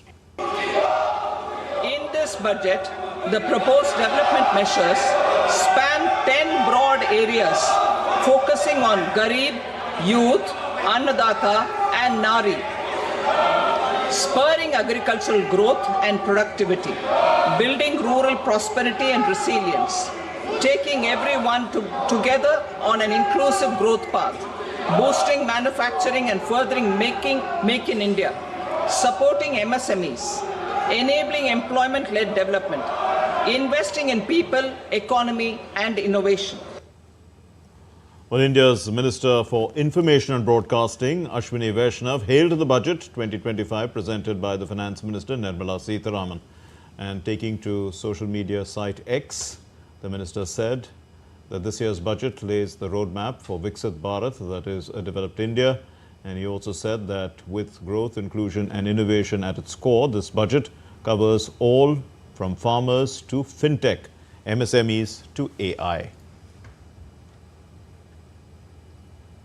And we continue to have with us Prasenjit Basu, economist, and Professor Rajat Kathuria, economist, with us. Thank you both for being with us.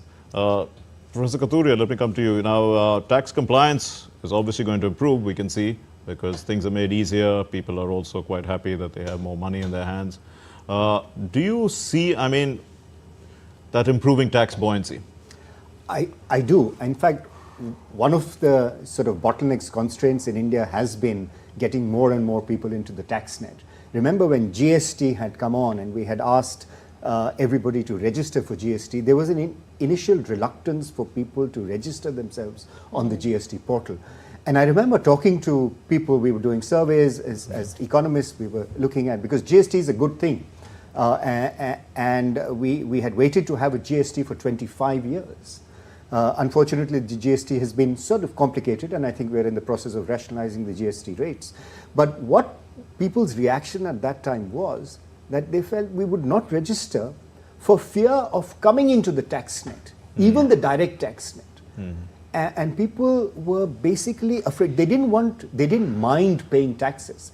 That was the sort of response that we often got from our surveys, that people don't mind paying taxes. But what people do mind and do get affected by is the harassment that has often happened to them as a result of non-compliance, perceived non-compliance. Right. So I think that, I mean, I'm talking, you've seen Bollywood films where, you know, income tax officers go in and harass the people. I mean, that was the image. That was the image. I mean, that's not a recent phenomenon. That's been going on since the 70s and 80s because this was depicted in those films. But I think now there's a regime change that is occurring.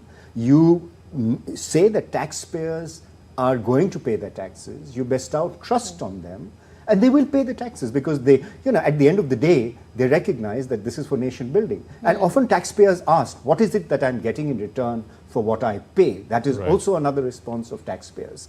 So to cut a long story short, I think the measures to improve sort of trustworthiness amongst the population and to have light touch regulation, as the finance minister said a couple of times, and I think that's the way to go towards a developed country, developed India. Light touch regulation, compliance will come naturally, and if compliance comes, it's not the low tax rates that is giving you compliance only. It's the low tax rates combined with the light touch regulation that will give you the buoyancy. Mr. Basu, the light touch regulation, I mean, there's a whole service, right? The revenue service, that's the customs service, and all these guys, they're all there. And the cost of collecting the tax also, I mean, there's one of the canons of taxation is the cost doesn't have to be so high, right? I mean, it could be very high. You're maintaining the kind of infrastructure to collect taxes when the taxes are becoming much more easy to pay. they're becoming easy to pay, and the pace at which refunds occur, etc., has increased manifold. So in many ways the burden. So what does your liberal mind say to all that I've asked? My basic, so that is all good. That is all in the right direction. But when I compare our tax code, especially the old tax regime, with the other places where I've lived, in the United States, Singapore, Malaysia, Philippines, I've paid taxes in all these places. And what I find interesting is that our tax code is way more complicated than everybody else. Now, what is good though, is that the new tax regime is making things a lot simpler. And that is good. Now, the interesting thing is most taxpayers, yesterday I was on a show on one of the private channels, and they had a wish list of how to improve the old tax regime. Now, the government has said repeatedly that the old tax regime is passé, and we are now moving to the new tax regime, where it is a simplified code. Now, if you compare the actual tax burden today, this new regime is put in place, this much lower level of taxation across the board, lower slabs, much higher exemption limit, etc. I'm pretty sure that for the majority of taxpayers, the tax burden will come down. But apparently, some people who use the old tax regime used to have HRA, they used to have 80cc and all these various, I have been learning these codes. But the point is that there may be some who will not benefit even from this. But in my mind, from a liberal standpoint, it makes sense to move away from that old tax regime, which was the most complicated. So what does this? Yes, I'm sticking to this point only. So Rajatji, I'm sure what you are basically going to talk about also deals with my question. Sure. That at the end of the day, what does this 12 lakh rebate mean? And have we finally simplified the taxation system? The apprehension prior to this new regime you were talking about. Yes. Are we offsetting that fear with this? So I think, let me try and answer that question, giving you an example of how economic reform. India is a country where economic reform happens on the back of a crisis, largely in every country. Big bang reform happens on the back of a crisis. When you're talking of incremental changes such as these, this is probably an incremental change, long overdue, and I think simplification of the tax regime is extremely important. But even in incremental changes, what is happening, you're moving from an old economy and an ecosystem to a new economy and an ecosystem. Right. And while, as Prasenjit says, that there will be benefit to the taxpayer, there is an whole old ecosystem that prevails around the old tax regime. And they will want to prevent the change from happening. Absolutely. Just like, when you have privatization, for example, there is a regime that wants the perpetuation of the status quo. The finance system also includes the taxpayer, because some senior citizens want to stick to this. The taxpayer is one part of that ecosystem, right. But there are people who interpret the tax laws, and the finance minister made this point. We are going to make the law simple, easy to understand, so that normal people can also understand the tax regime and the tax laws. Today, often you cannot understand what is written in the tax code, and you have to seek the help of specialized people, lawyers, chartered accountants, to interpret that tax regime. Why can't you have what we had in the past? We had said you'll have a saral tax regime, simple, easy to understand, in multiple Indian languages. India is not a one language nation. India is the UPSC exam is conducted in multiple languages. So we have a simple tax code, not only written in English and Hindi, it should be written in multiple languages so that people can understand it. And one more point, Mark, and I think what is important is that while one sort of taxpayers will gain, they are often sort of led by what advice they get from people, right? And those people are driving the system as well. Yes. And tax administration reform is equally important. And I'm saying this with sort of some evidence. When the finance minister makes a rule, makes a law, it has to implement it, not by the Ministry of Finance. It has to be implemented by people at the ground, people in Bombay, people in Pune, the CBDT, the indirect taxes implementation. All that has to be done at the ground level. That's where reform also needs to happen. Friendly regime. Just taking a little detour, and we have to touch upon other sectors as well. Though we'll again come back to tax. I think that's something which is going to be the talking point for many more days to come till we actually get a hang of the whole idea of simplification of taxes. But shifting gears to tourism. So what do we have in tourism sector? Finance Minister Sitaraman in today's budget also highlighted the overall growth and the parameters that would spur growth in tourism sector, especially the employment-led growth. Let's listen. For employment-led growth, top 50 tourist destination sites in the country will be developed in partnership with states through a challenge mode. Land for building key infrastructure will have to be provided by the states. Hotels in these destinations will be included in the infrastructure harmonized list. Providing mudra loans for homestays. Improving ease of travel and connectivity to tourist destinations. Providing performance-linked incentives to states for effective destination management, including tourist amenities, cleanliness, and marketing efforts. And introducing streamlined e-visa facilities along with visa fee waivers for certain tourist groups. Well, hailing India's fish production that ranks second in the world, the finance minister said that the government will bring in an enabling environment, a framework for sustainable harnessing of fisheries. India ranks second largest globally in fish production and aquaculture. Seafood exports are valued at 60,000 crore rupees.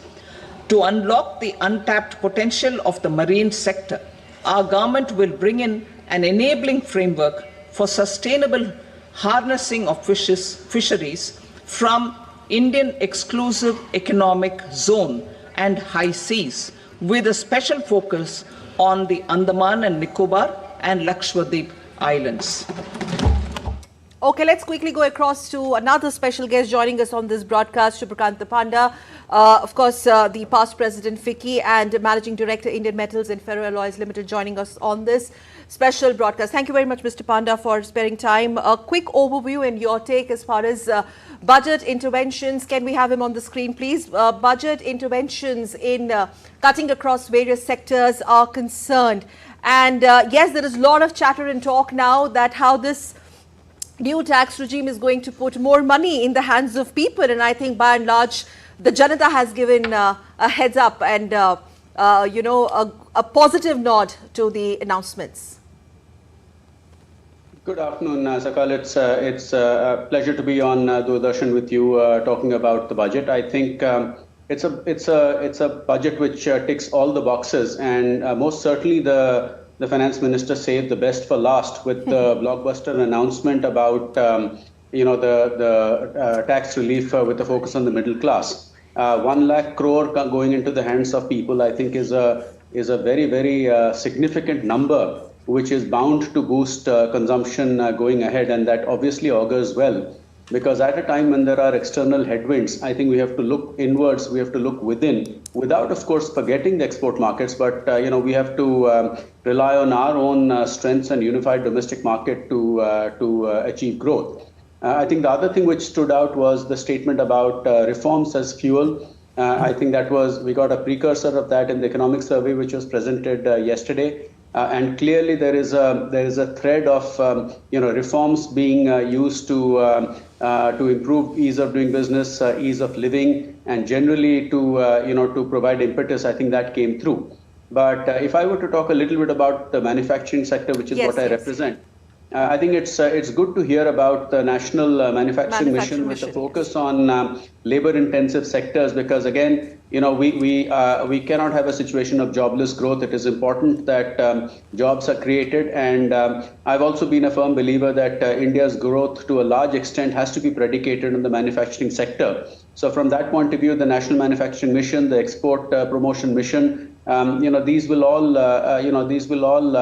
have a good impact at a time when our fundamentals are strong but external factors are sort of weighing down a little bit on us.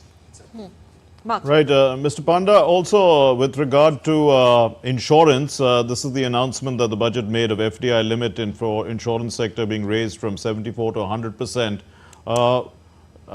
In general, what do you what do you foresee for FDI coming into the country?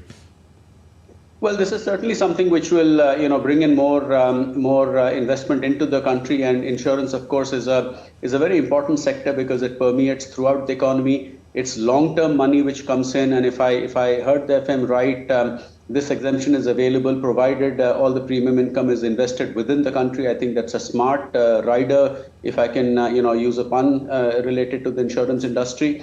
So that's something that'll certainly augur well. And again, as we grow and develop as an economy, the role of insurance, be it at an individual level to provide safety and security, or be it at a corporate level, is something which is important, and therefore, bringing in more long-term money into the sector and seeing that that there is that it is there to aid and abet growth is welcome. Also, are you satisfied and happy with the trust-based quote-unquote regulatory framework announced by Minister Sitaraman in tandem with what CA said that, and I'm quoting him, but get out of the way and trust people we must, for we have no other choice.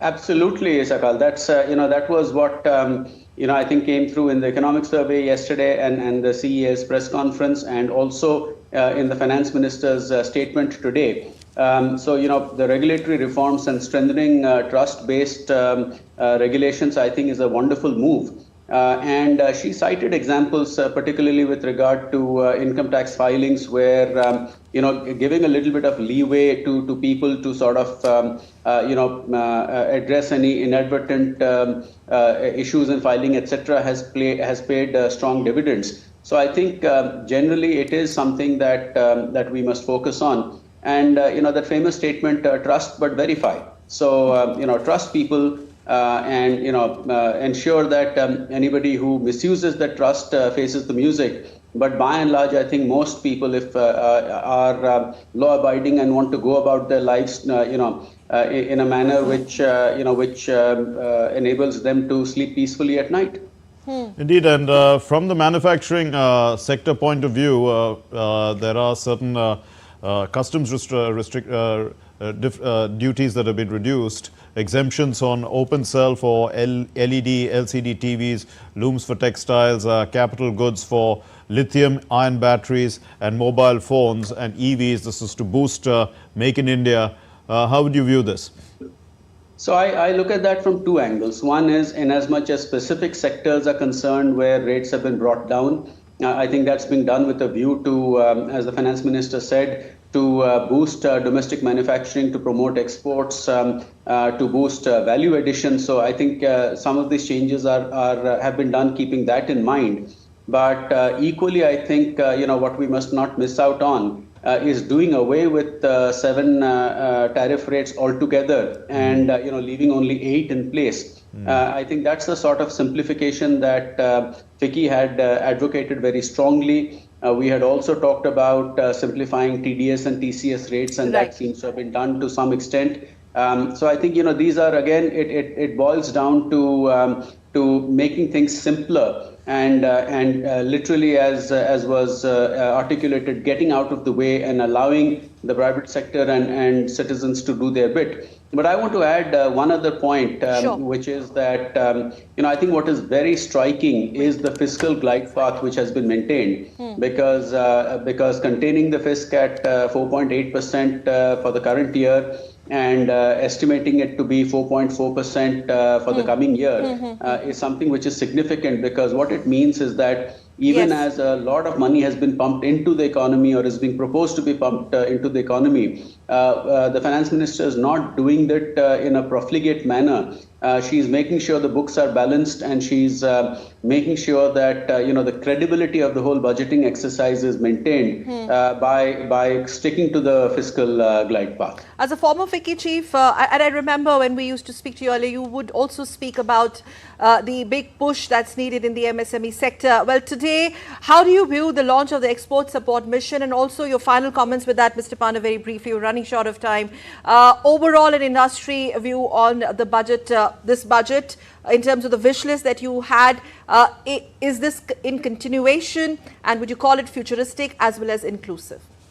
So definitely futuristic and inclusive, but specifically on the MSME sector, I think the increase in the turnover and investment limits to classify as an MSME is very significant, as well as the credit support which has been provided. And the export promotion mission to be coordinated by the Commerce, MSME and Finance Ministries is indicative of a coordinated effort to address this. So certainly inclusive in as much as wish list is concerned. Many of those wish lists have been met, and I think we need to get cracking on a few more points where we can get the government to target inclusive, broad-based growth. Yes, the government is certainly in a mission mode. Thank you very much, Mr. Panda, for joining us and sharing your thoughts on this special broadcast. Thank you. And I would request our guests to have a little bit more patience before we take this discussion forward, because we need to take a very short break here. Delhi studio discussion continues on this special broadcast, India Budget 2025. Me and Mark are going to just join back after a break.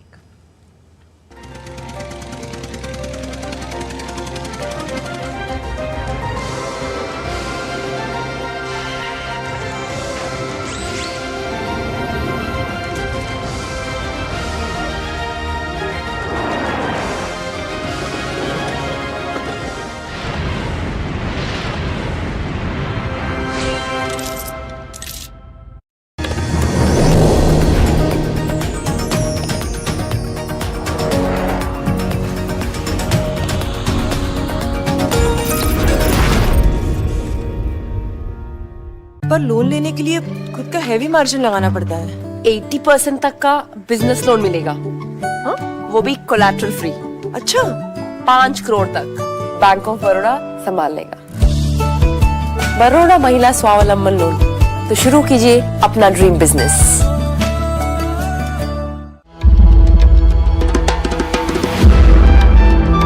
Timeless, boundless and infinite, the essence of faith, the soul of Sanatan culture, from the sacred confluence of Prayag, where divinity descends to earth. Witness the grandeur, the devotion, the magic, world's largest cultural and spiritual gathering, with over 450 million devotees expected to attend. Mahakumbh, India's greatest festival of faith. Exclusively on DD India.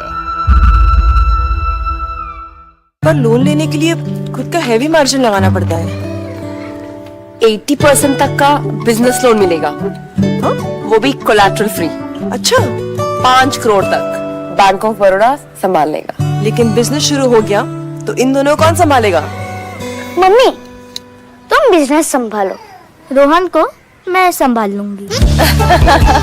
Baroda महिला स्वावलंबन loan, तो शुरू कीजिए अपना dream business.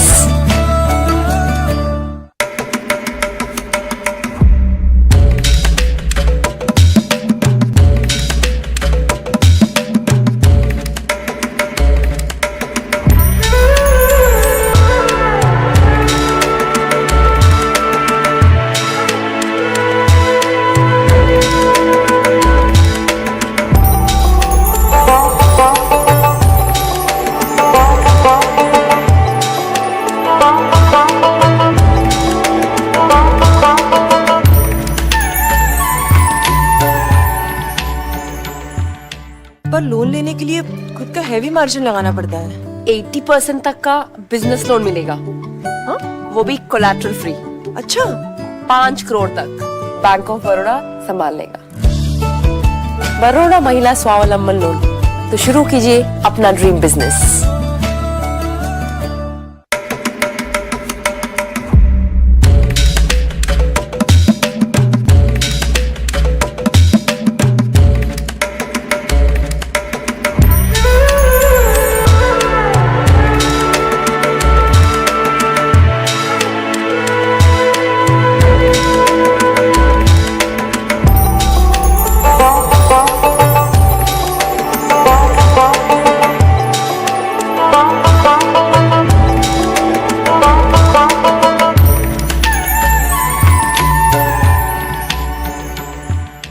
पर loan लेने के लिए खुद का हैवी मार्जिन लगाना पड़ता है।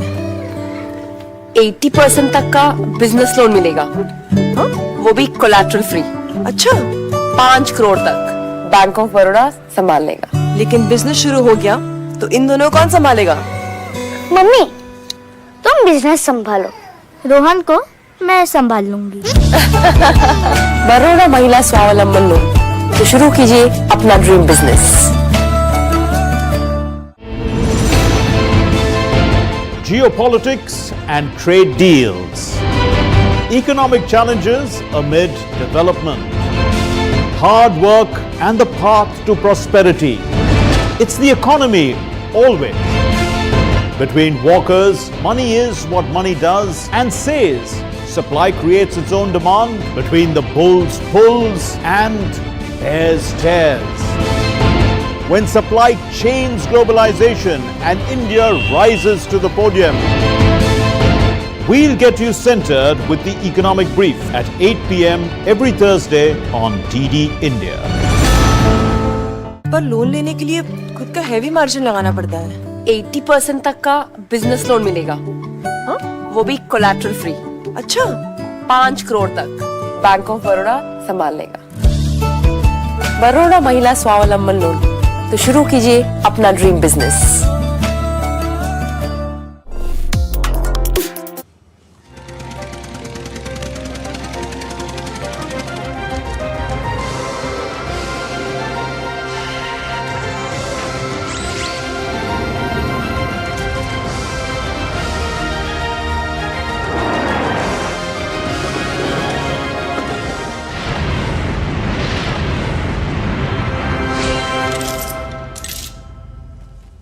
Thanks for staying with us on this rolling coverage, uninterrupted coverage on DD India, India's Budget 2025. And here in our studios, we are decoding the big takeaways and what it means for the nation in general and for Aam Aadmi, a common man in particular. We're going to talk about all that with me, Sakal Bhatt, and my colleague Mark Lynn as we discuss the aspects presenting India's union budget.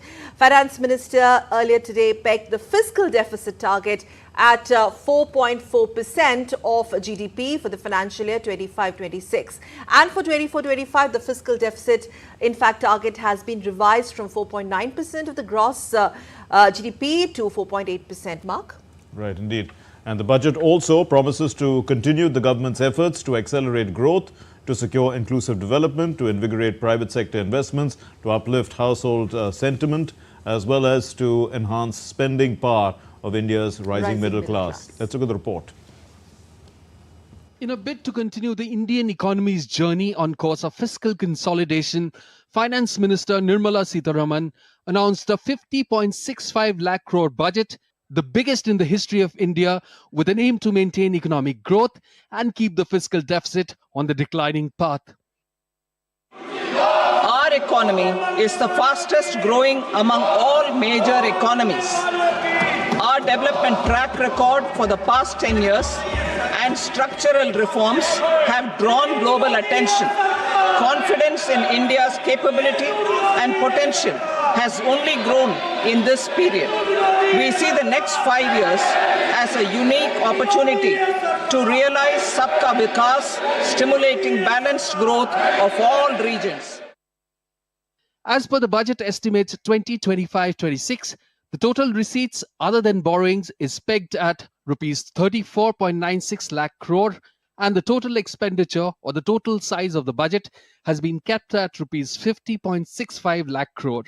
The net tax receipts are estimated at rupees 28.37 lakh crore. The fiscal deficit target for 2025-26 is pegged to be at 4.4% of the GDP as compared to the previous year's figure of 4.8%. To finance the fiscal deficit, the net market borrowings from dated securities are estimated at rupees 11.54 lakh crore. The balance financing is expected to come from small savings and other sources. The gross market borrowings are estimated at rupees 14.82 lakh crore. In order to maintain the growth momentum of the Indian economy, the capital expenditure or capex has been kept at around rupees 15.5 lakh crores, an upward revision from the previous year's figure of rupees 10.18 lakh crore. In the budget 2025-26, the sectors that have received the largest budgetary allocations are defense, 4.91 lakh crore, rural development, rupees 2.66 lakh crore, home affairs, 2.33 lakh crores, agriculture, rupees 1.71 lakh crore, education, rupees 1.28 lakh crore, health, rupees 98,000 crore, and urban development, 96,000 crore. In this budget, the proposed development measures span 10 broad areas, focusing on Garib, Youth, Annadata, and Nari, spurring agricultural growth and productivity, building rural prosperity and resilience, taking everyone together on an inclusive growth path, boosting manufacturing and furthering Make in India, supporting MSMEs, enabling employment-led development, investing in people, economy, and innovation. The budget 2025-26 has been crafted with a special focus on agriculture, micro, small, and medium enterprises or MSMEs, an investment-friendly environment, and a major thrust on export-oriented economy, which will be fueled by reforms guided by the spirit of inclusivity with a clear target of mission Viksit Bharat or Developed India. Amit Mukherjee for DD India. Second, there's a boost to private consumption, which has been relatively weak. And third, the most important, is that the fiscal glide path for reduction of the fiscal deficit remains on track. In fact, they're doing better than the track they had set for themselves. So, thumbs up from me. Okay. So I think the narrative that this budget, to me as an economist, has given is that industry will have to now stand up on its own feet. The days of sort of not by protection is the message that the finance minister has given industry and manufacturing.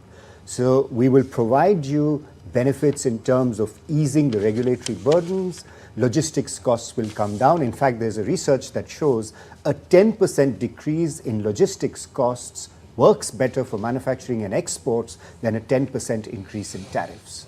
So that's the message that the finance minister, among other messages that have gone. To me, the message is industry in India should grow not by protection, but by becoming more competitive. And we will provide the facilitation for you to become more competitive. And that's something which revolves, all these interventions are centering around the democracy, demography and demand that she talked about. With that, she also said that trust first and scrutinize later.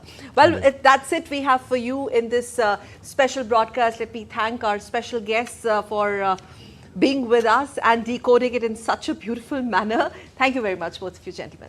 And Mark, we need to wrap up here. Right. Yeah? That's it then. And our coverage continues, but after a short break. Stay on the with other us. side, yes, on the other side, Shubhendu and Amritpal are joining you to take this broadcast ahead. Thank you for staying with us.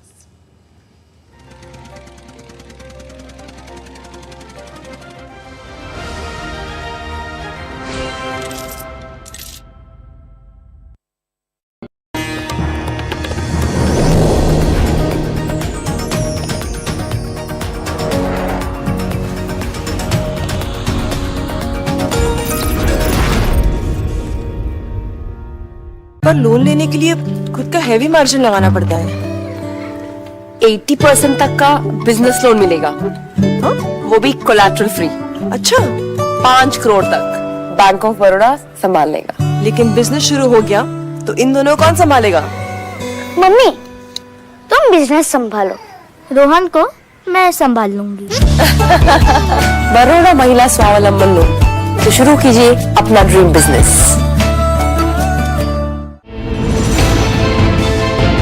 Geopolitics and trade deals.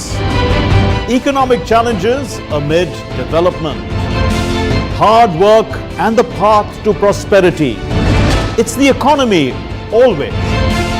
Between walkers, money is what money does and says. Supply creates its own demand. Between the bulls pulls and bears tears. When supply chains globalization and India rises to the podium.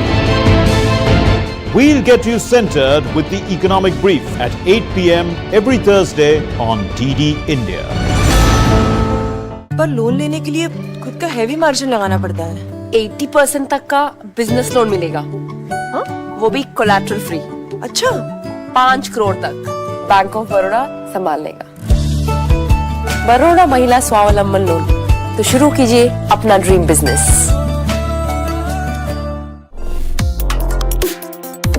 Complex issues, hidden agendas, twists and turns, strategic games.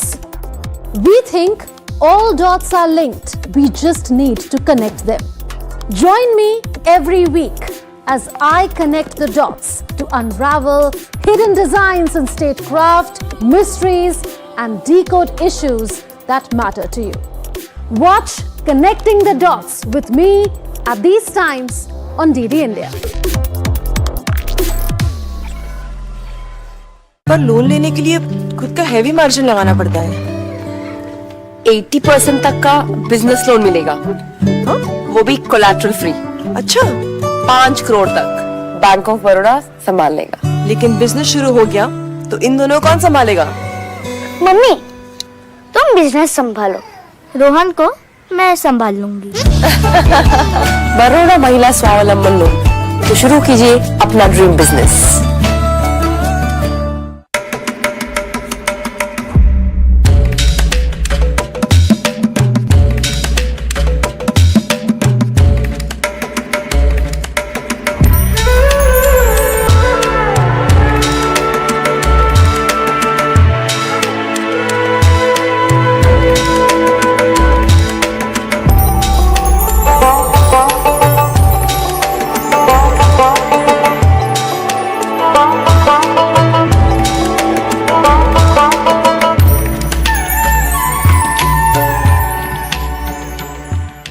पर loan लेने के लिए खुद का heavy margin लगाना पड़ता है। 80% तक का बिजनेस लोन मिलेगा, वो भी collateral free.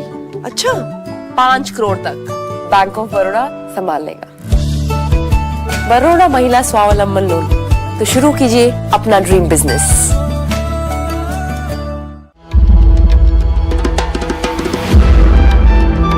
Timeless, boundless, and infinite. The essence of faith. The soul of Sanatan culture, from the sacred confluence of Prayag, where divinity descends to earth. Witness the grandeur, the devotion, the magic, world's largest cultural and spiritual gathering, with over 450 million devotees expected to attend. Mahakumbh, India's greatest festival of faith. Exclusively on DD India. पर loan लेने के लिए खुद का heavy margin लगाना पड़ता है। 80% तक का बिजनेस लोन मिलेगा, वो भी कोलैटरल फ्री। अच्छा, 5 करोड़ तक बैंक ऑफ बड़ौदा संभाल लेगा। लेकिन बिजनेस शुरू हो गया तो इन दोनों कौन संभालेगा? मम्मी, तुम बिजनेस संभालो, रोहन को मैं संभाल लूंगी। बड़ौदा महिला स्वावलंबन लोन, तो शुरू कीजिए अपना dream business.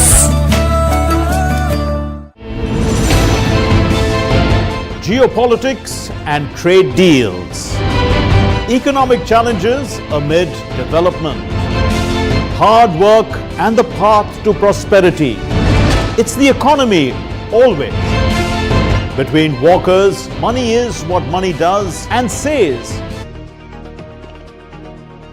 Welcome back once again to our continued coverage here of the Union Budget for 2025-26, which the Finance Minister Nirmala Sitaraman presented today at 11 o'clock.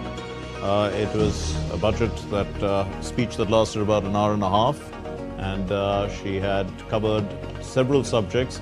But the big announcement that has stuck in people's minds is that the exemption now is 12 lakh rupees for people who are paying income tax. So they won't be paying income tax if you earn up to 12 lakh rupees. So if you're earning practically 1 lakh rupees a month, you pay no taxes.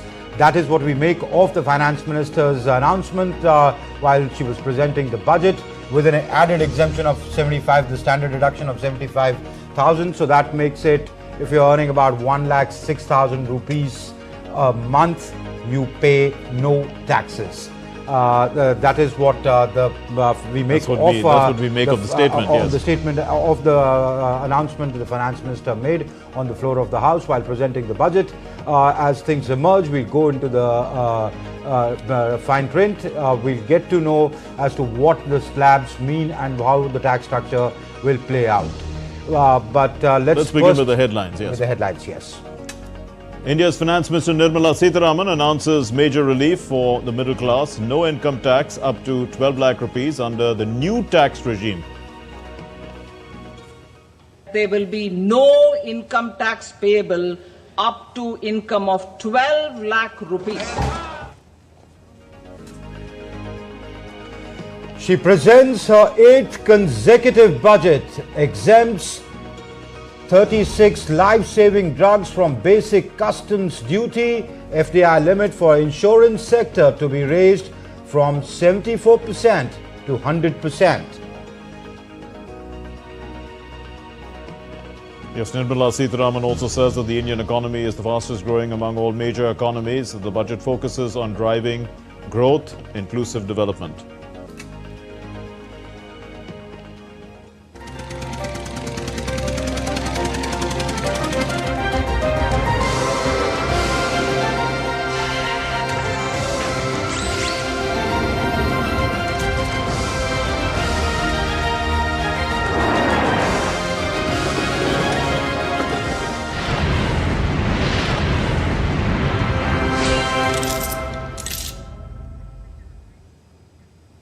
India's Finance Minister Nirmala Sitaraman presented the Union Budget 2025 in the lower house of the Indian Parliament, marking a significant milestone with a record 8th consecutive budget presentation.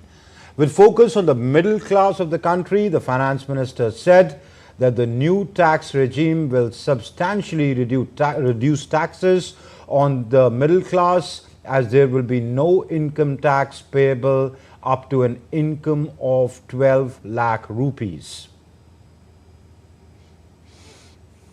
This government, under the leadership of Prime Minister Modi, has always believed in the admirable energy and ability of the middle class in nation building. In recognition of their contribution,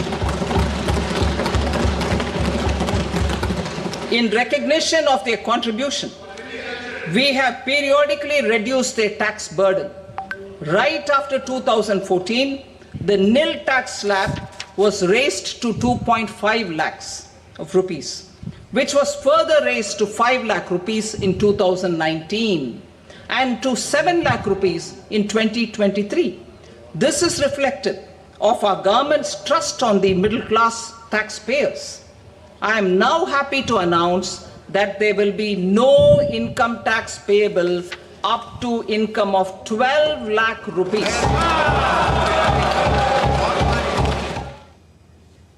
Well, Nirmala Sitaraman also announced the revised tax rate structure with changed slabs as well as rates to benefit all taxpayers. In the new tax regime, I propose to revise tax rate structures as follows. 0 to 4 lakh rupees nil, 4.8 lakh rupees to 4 to 8 lakh rupees 5%, 8 to 12 lakh rupees 10%, 12 to 16 lakh rupees 15%, 16 to 20 lakh rupees 20%, 20 to 24 lakh rupees 25%, and above 24 lakh rupees 30%. And in her speech, the minister asserted that the Indian economy is the fastest growing amongst all developing economies. She noted that India's development track record in the past decade and structural reforms have drawn global attention. Over the past 10 years, our government has implemented several reforms for convenience of taxpayers, such as faceless assessment, 2, taxpayer charter, 3, faster returns, 4, almost 99% returns being on self-assessment, and 5, Vivad Se Vishwas scheme. Continuing these efforts, I reaffirm the commitment of the tax department to trust first, scrutinize later. I also propose to introduce the new income tax bill next week. And the Finance Minister presented the Union Budget for 25-26 in the Parliament. While presenting the budget, the Finance Minister said that India's economy is the fastest growing amongst all the major economies of the world. She stated that the proposed budget measures focus on 10 broad areas, and this budget aims to take everyone along on an inclusive growth path.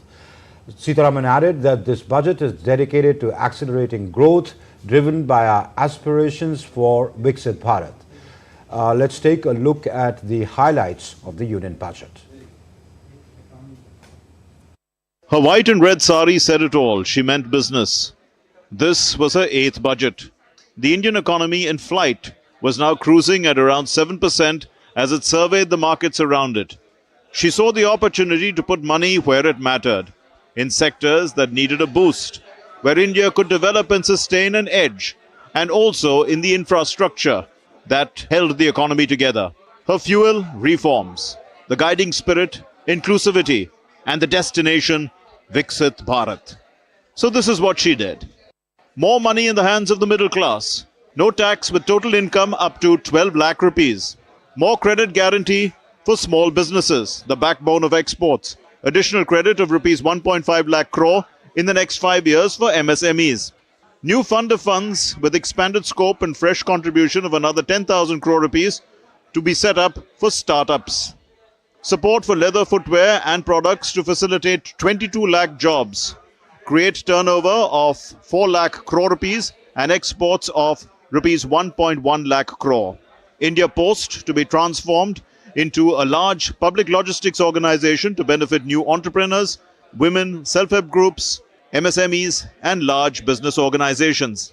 Gig workers of online platforms to get healthcare under PM Jan Arogya Yojana to help 1 crore workers. Rupees 1.5 lakh crore proposed for 50-year interest-free loans to states for capex. Asset monetization plan for 2025-30 to plough back capital of rupees 10 lakh crores in new projects. Regulatory and fiscal measures will be fine-tuned to support the plan. Extension of Jal Jeevan Mission until 2028 with enhanced total outlay. Urban Challenge Fund of rupees 1 lakh crore to implement cities for growth hubs, creative redevelopment of cities and water and sanitation challenges. Maritime Development Fund with corpus of 25,000 crore rupees to be set up. Special window for affordable and mid-income housing. Rupees 15,000 crore for another 1 lakh units. Private sector research, development and innovation initiative gets rupees 20,000 crores. FDI limit for insurance sector raised from 75 to 100%. A light touch regulatory framework to be put in place for ease of doing business. Total estimated expenditure rupees 50.65 lakh crores. Total estimated receipts other than borrowing rupees 34.96 lakh crores. Net tax receipts estimated at 28.37 lakh crore rupees. Fiscal deficit estimated at 4.4% of GDP. Well, presenting India's Union Budget, the Finance Minister Sitaraman pegged the fiscal deficit target at 4.4% of the GDP for the financial year 2025-26, and for 2024-25, the fiscal deficit target has been revised from 4.9%. It's now 4.8%. The budget also promises to continue the government's efforts to accelerate growth, to secure inclusive development, to invigorate private sector investments, to uplift household sentiments, to enhance spending power of the middle class. Let's look at the report. In a bid to continue the Indian economy's journey on course of fiscal consolidation, Finance Minister Nirmala Sitaraman announced a 50.65 lakh crore budget, the biggest in the history of India, with an aim to maintain economic growth and keep the fiscal deficit on the declining path. Our economy is the fastest growing among all major economies. Our development track record for the past 10 years and structural reforms have drawn global attention. Confidence in India's capability and potential has only grown in this period. We see the next 5 years as a unique opportunity to realize Sabka Vikas, stimulating balanced growth of all regions. As per the budget estimates 2025-26, the total receipts other than borrowings is pegged at rupees 34.96 lakh crore, and the total expenditure or the total size of the budget has been kept at rupees 50.65 lakh crore. The net tax receipts are estimated at rupees 28.37 lakh crore. The fiscal deficit target for 2025-26 is pegged to be at 4.4% of the GDP as compared to the previous year's figure of 4.8%. To finance the fiscal deficit, the net market borrowings from dated securities are estimated at rupees 11.54 lakh crore. The balance financing is expected to come from small savings and other sources. The gross market borrowings are estimated at rupees 14.82 lakh crore. In order to maintain the growth momentum of the Indian economy, the capital expenditure or capex has been kept at around rupees 15.5 lakh crores, an upward revision from the previous year's figure of rupees 10.18 lakh crore. In the budget 2025-26, the sectors that have received the largest budgetary allocations are Defence, 4.91 lakh crore, Rural Development, rupees 2.66 lakh crore, Home Affairs, 2.33 lakh crores, Agriculture, rupees 1.71 lakh crore, Education, rupees 1.28 lakh crore, Health, rupees 98,000 crore, and Urban Development, 96,000 crore. In this budget, the proposed development measures span 10 broad areas focusing on Garib, Youth, Annadata and Nari, spurring agricultural growth and productivity, building rural prosperity and resilience, taking everyone together on an inclusive growth path, boosting manufacturing and furthering Make in India, supporting MSMEs, enabling employment-led development, investing in people, economy and innovation. The budget 2025-26 has been crafted with a special focus on agriculture, micro, small and medium enterprises or MSMEs, an investment-friendly environment and a major thrust on export-oriented economy, which will be fueled by reforms, guided by the spirit of inclusivity, with a clear target of mission Viksit Bharat or Developed India. Amit Mukherjee for DD India. And India's Defence Minister Rajnath Singh lauded the budget presented by Nirmala Sitaraman, saying that this budget reflects the concerns of all sections of society. इस बार के budget में समाज के सभी वर्गों की चिंता की गई है और मैं प्रधानमंत्री जी के सभी वर्गों के कल्याण और विकसित भारत के संकल्प को पूरा करने की दृष्टि से वित्त मंत्री श्रीमती निर्मला सीतारमण जी ने प्रधानमंत्री जी के मार्गदर्शन में जिस प्रकार का शानदार यह बजट प्रस्तुत किया है, इसके लिए मैं प्रधानमंत्री जी को भी बधाई देता हूं और साथ ही साथ वित्त मंत्री श्रीमती निर्मला सीतारमण जी को भी हार्दिक बधाई देता हूं। यह बजट युवा, गरीब, किसान, नारी और समाज के सभी वर्गों और सेक्टर्स के विकास को बढ़ावा देने वाला है और खासकर मिडिल क्लास के कंट्रीब्यूशन को यह रिकॉग्नाइज करते हुए यह बजट यदि यह कहा जाए कि अपने में अभूतपूर्व है तो यह कहना अतिशयोक्ति नहीं होगी।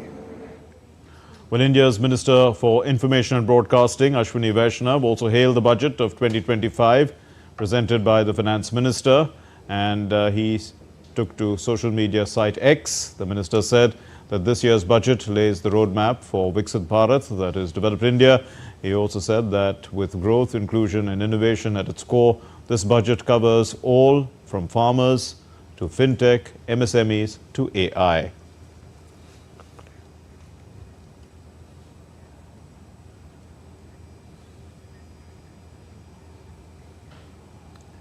All right, we are now joined by some guests who are joining us remotely. We have with us Lieutenant General retired Anil Bhatt. He was the director, he's the Director General of the Indian Space Association. And we also have Dr. Nilanjan Banik, senior economist, who's joining us on the show. First to the General. General, how do you see the budget, especially for the kind of ambitions that it, the focus that it puts on India's growth in, say, space, in nuclear energy? Well, I'll focus on the space sector, and we welcome the budget and more precisely, the launch of the National Geospatial Mission.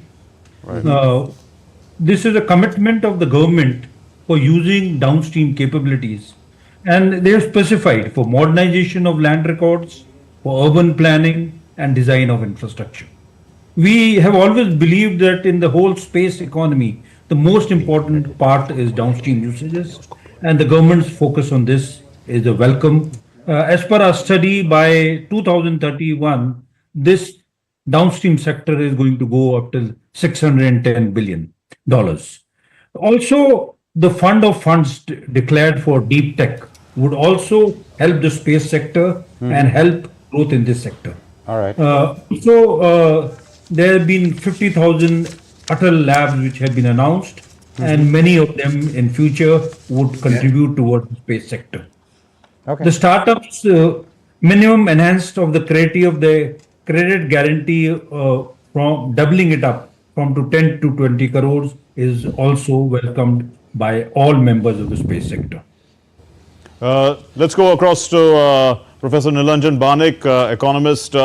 Professor Banik, now from the MSME sector point of view, do you see a sufficient boost or support being given from the budget in terms of first of all, the categorization of MSMEs as well as the 1.5 lakh crore rupees that have been put aside for credit for the MSMEs? Yes, definitely, because MSME sector is one of the most important backbone of the Indian economy. We have around close to 200 million people who earn their livelihood from the MSME sector. And the MSME sector for a long period of time was suffering from inverted duty structure.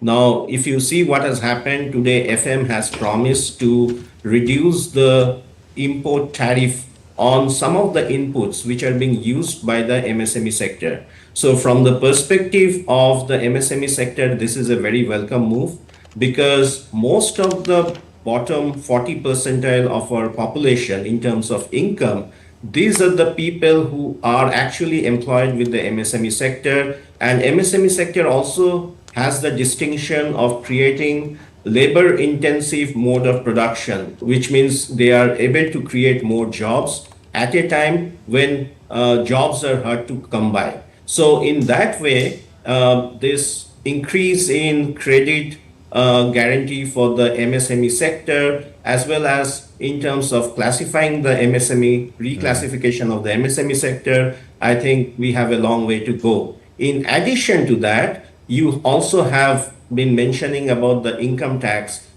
thing being reduced.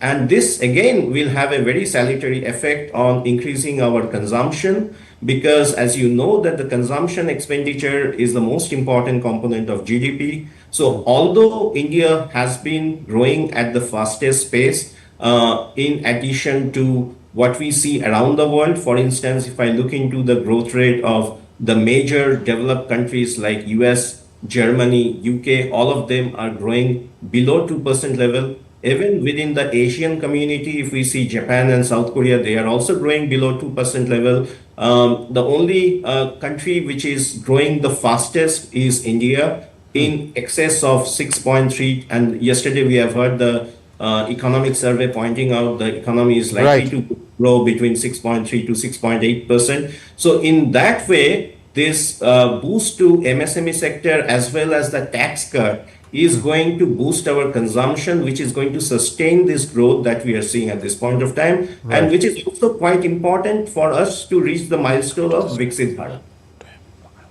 But Professor Banik, yes, of course, it puts more money by cutting the taxes and putting a lot of people, by some estimates, perhaps more than 50% out of the tax net of the taxpayers out of the tax net. It puts more money in the hands of the middle class and hence will, boost spending and consumption. But then that raises the question of how would that correspond to inflation? There are two ways of addressing this thing.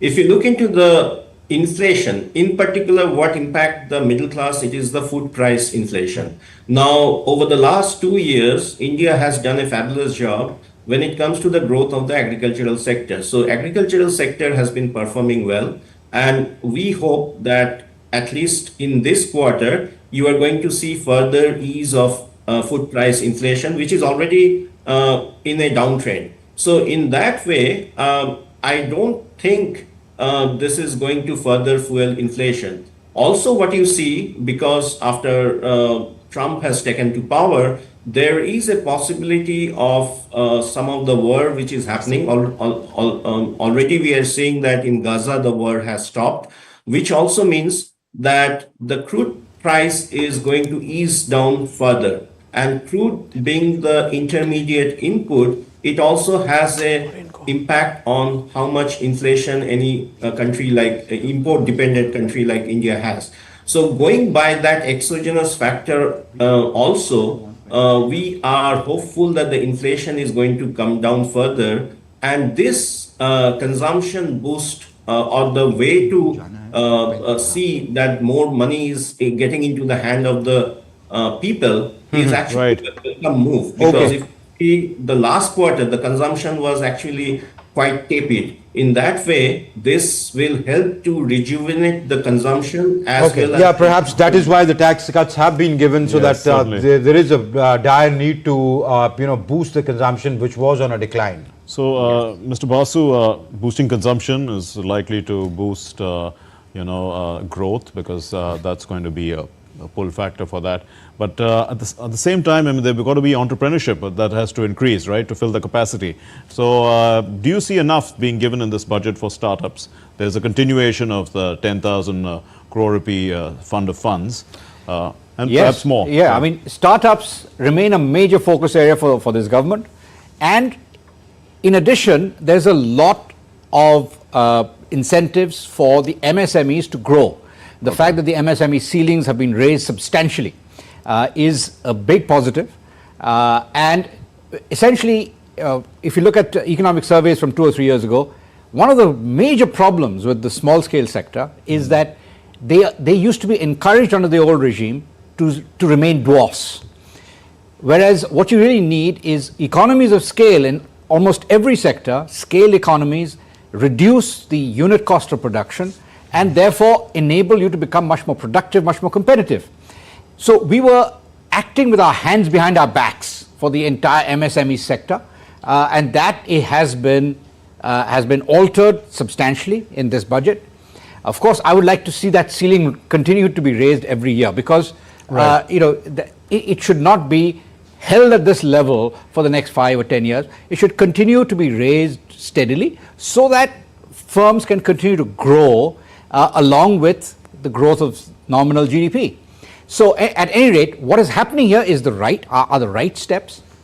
The real story here is that there's a substantial focus on exports, and startups will play an important part there too. Yes. There's lots of specific incentives for exports, but in particular what I really like is that labor intensive manufacturing has received an intense focus in this budget, lots of incentives, and that is an area where I'd say India has missed the boat numerous times over the last 77 years. And if you look back in history, Megasthenes, who visited Chandragupta Maurya, talked about India's clothes. India's clothes were the marvel of the world throughout history except the last 77 years. So we need to regain that. And what I say here is that China's exports of textiles and garments are 9 times ours. So there's a huge opportunity. If we gain 1/3 of China's market share, you can have a tripling. Okay. All right. Thank you very much, Mr. Basu, for joining us today and throwing light on various aspects of the budget and demystifying it for us. All right, let's go over to the Parliament now, where my colleague Debyendu Mondal is standing by. He joins us live from there. Give us, Debyendu, the sort of reactions coming in from various political parties to the budget. Amritpal, the reactions, of course, from the ruling government and its NDA allies has, of course, been that the budget has been very pro-middle class, pro-poor. It has been for the farmers as well as for the startup and MSME sectors. I did speak to a couple of ministers as well as MPs from different political parties, both from the NDA as well as the opposition. And of course, as you know, like every year, the opposition parties will of course criticize the budget.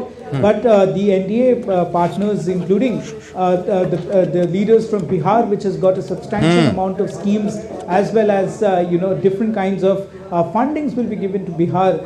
All the MPs, I spoke to Chirag Paswan from Bihar, and he's Minister of the food processing as well. And the setting up of the Makhana board in Bihar, which is considered as a superfood, is not only receiving praises from Bihar but also across different states from the MPs of different states, because this positions India in a significant uptick in terms of global exports of Makhana is considered. So of course, a lot of other initiatives that has been taken by the government, and especially with the personal tax slab which has been Dibyendu, is politics also being read into it, given the fact that Bihar goes to polls this year? Of course, Amrit, the politics, the opposition is saying that this is mere politics. The opposition is also criticizing the fact that because of Delhi election, the income tax slab has been raised to 12 lakh. But then what the ruling government, the ruling party MPs... Really? I thought the 12 lakh slab would apply to all over the country. So, all right, that could be a political statement, but Bihar surely is going to the elections this year. Absolutely. Bihar is going to elections this year. So is Delhi. But then, of course, the opposition parties are saying that it is the Bihar. The number of packages that have been announced for Bihar is merely because of the election that Bihar is going to polls by the end of this year. So, of course, these issues do come up after every budget. But having said this, the personal tax section is something that every MP cutting across party lines will have to say that, well, it was long pending, and this is something that was the demand of the middle class and the working class, which has been fulfilled by the government this time in this budget. Amrit. All right, Dibyendu, we'll leave it there. Many thanks for joining us from the Parliament. We'll keep coming back to you through the rest of the day. Well, in her budget speech, the Finance Minister Nirmala Sitaraman also said that the budget will initiate reforms in 6 areas, and this will augment growth. It will also help us in global competitiveness. The domains she talked about are taxation, the power sector, urban development, mining, financial sector, and regulatory reforms. This budget aims to initiate transformative reforms across 6 domains. During the first 5 years, these will augment our growth potential and global competitiveness. The domains are taxation, power sector, urban development, mining, financial sector, and regulatory reforms. And the Minister said that the proposed development measures in Budget 25 span 10 broad areas, focusing on the Garib, that's the poor, the youth, the Annadata, basically the farmers, and Nari, that's women. In this budget, the proposed development measures span 10 broad areas, focusing on Garib, youth, Annadata, and Nari, spurring agricultural growth and productivity, building rural prosperity and resilience, taking everyone together on an inclusive growth path, boosting manufacturing and furthering Make in India, supporting MSMEs, enabling employment-led development, investing in people, economy, and innovation. Well, on MSMEs, Nirmala Sitaraman also said that the MSMEs are responsible for 45% of India's exports.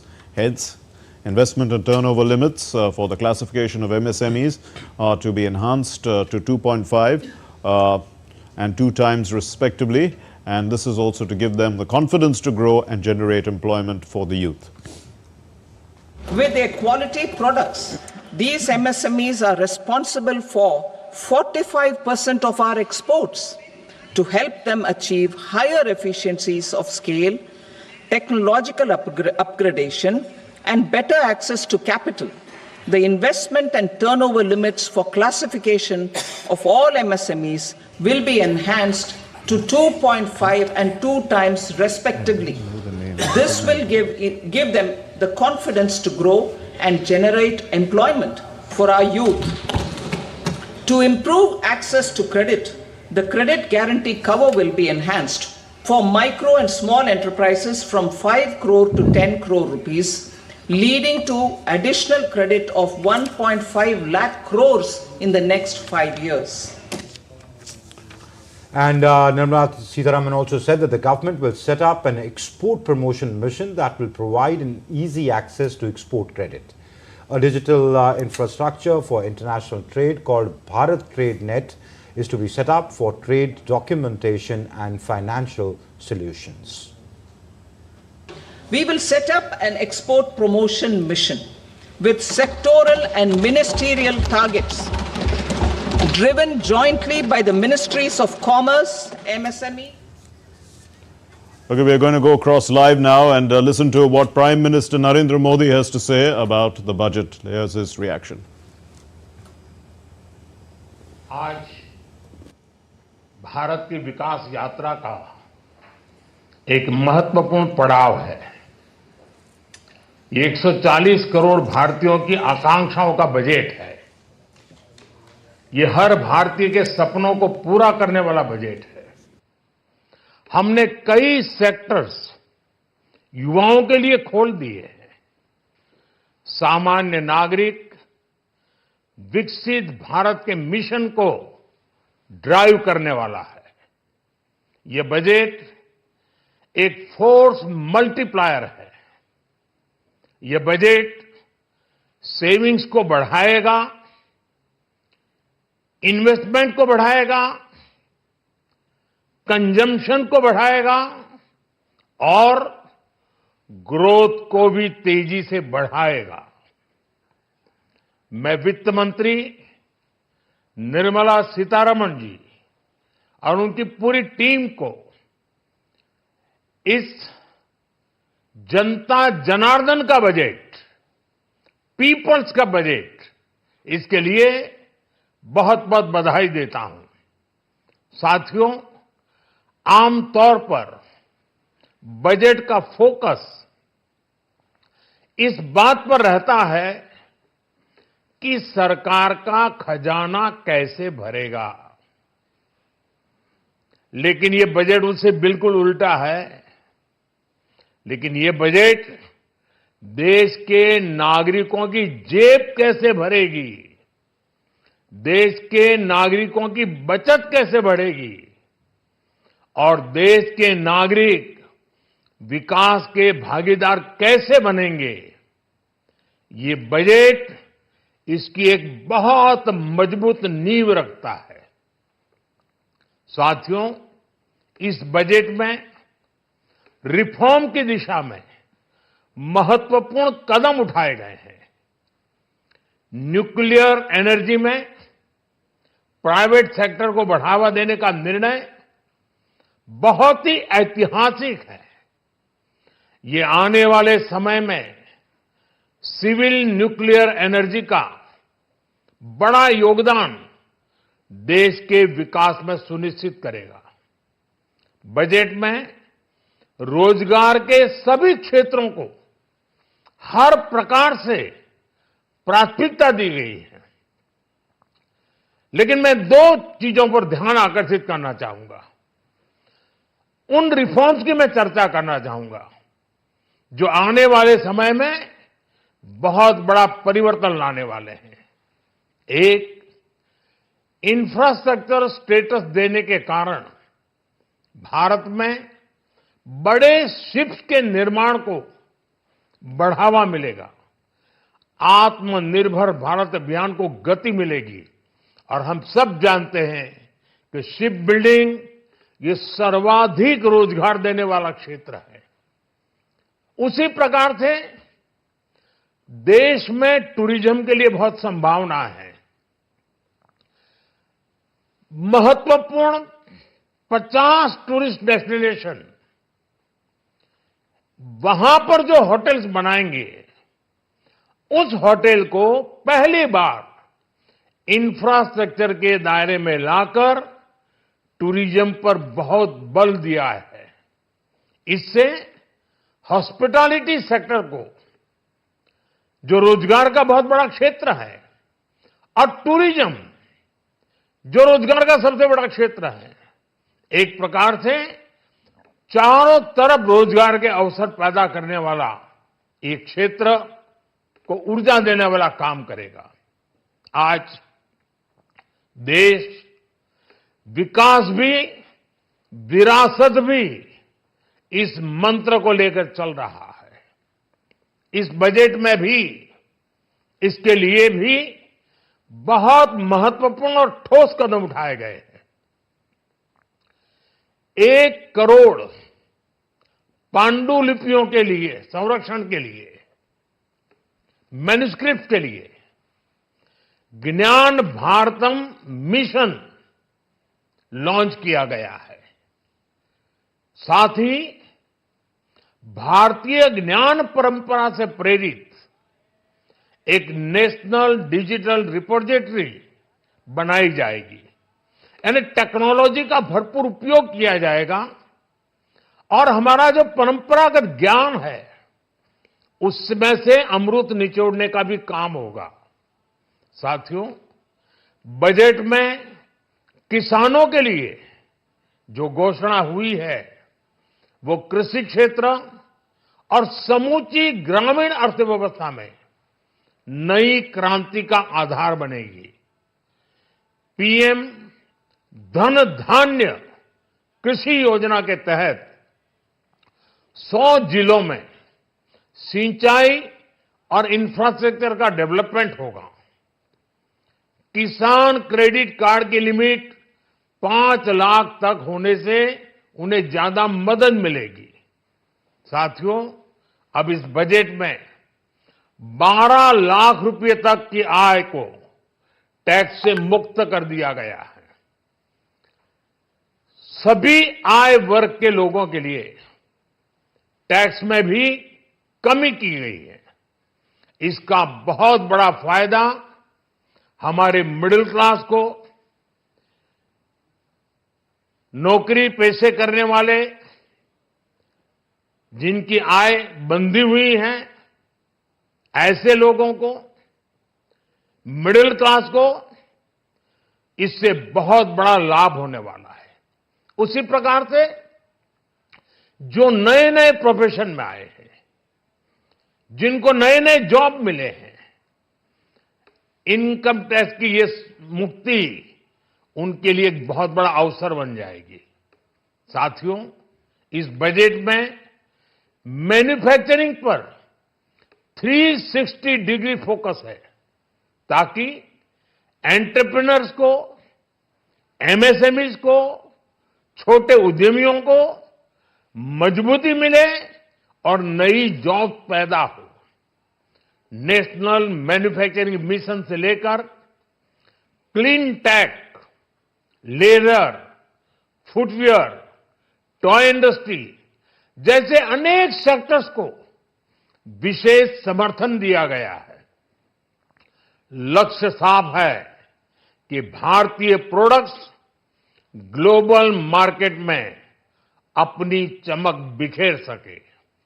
साथियों, राज्यों में investment का एक vibrant competitive माहौल बने, इस पर budget में विशेष जोर दिया गया है। एमएसएमईज और स्टार्टअप के लिए क्रेडिट गारंटी को 2 गुना करने की घोषणा भी हुई है। देश के एससी, एसटी और महिला जो नए उद्यमी बनना चाहते हैं, उनको 2 करोड़ रुपए तक के लोन की योजना भी लाई गई है, और वो भी बिना गारंटी। इस बजट में न्यू एज इकोनॉमी को ध्यान में रखते हुए गीग वर्कर्स के लिए बहुत बड़ी घोषणा की गई है। पहली बार गीग वर्कर्स का ई श्रम पोर्टल पर रजिस्ट्रेशन किया जाएगा। इसके बाद इन साथियों को स्वास्थ्य सेवा और दूसरी सोशल सिक्योरिटी स्कीम्स का लाभ मिलेगा। ये डिग्निटी ऑफ लेबर, इसके प्रति, श्रम एव जयते के प्रति सरकार के कमिटमेंट को दर्शाता है। रेगुलेटरी रिफॉर्म से लेकर फाइनेंशियल रिफॉर्म्स, जन विश्वास 2.0 जैसे कदमों से मिनिमम गवर्नमेंट और ट्रस्ट बेस्ड गवर्नेंस के हमारे कमिटमेंट को और बल मिलेगा। साथियों, ये बजट न केवल देश की वर्तमान आवश्यकताओं को ध्यान में रखता है, बल्कि हमें भविष्य की तैयारी करने में भी मदद करता है। स्टार्टअप के लिए deep tech fund, geospatial mission और न्यूक्लियर एनर्जी मिशन ऐसे ही महत्वपूर्ण कदम है। मैं सभी देशवासियों को एक बार फिर इस ऐतिहासिक पीपल्स बजट की बधाई देता हूं और फिर एक बार वित्त मंत्री जी को भी बहुत बहुत बधाई देता हूं। बहुत बहुत धन्यवाद।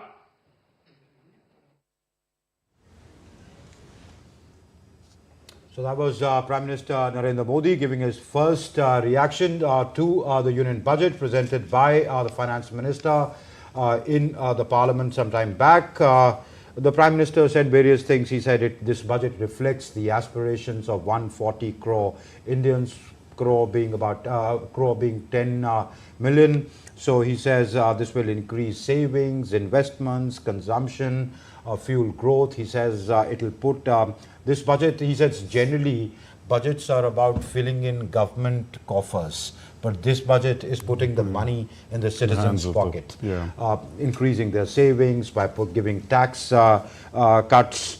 Then he said that this budget will focus on making India a developed country or Viksit Bharat, achieving that. He gave the examples of nuclear energy, shipbuilding, tourism, agriculture, the various proposals in that. He says regulatory reforms. He says minimum government. He says the boost to the startups, etc., and taking care of people, the shramiks or the people working in the unorganized sector. So he said essentially a budget which appeals to all sections of society. This is what his government is trying to achieve. And he also spoke about the National Manufacturing Mission. He also spoke about tourism and how the new districts will get that kind of a push. So let's turn to Professor Banik once again.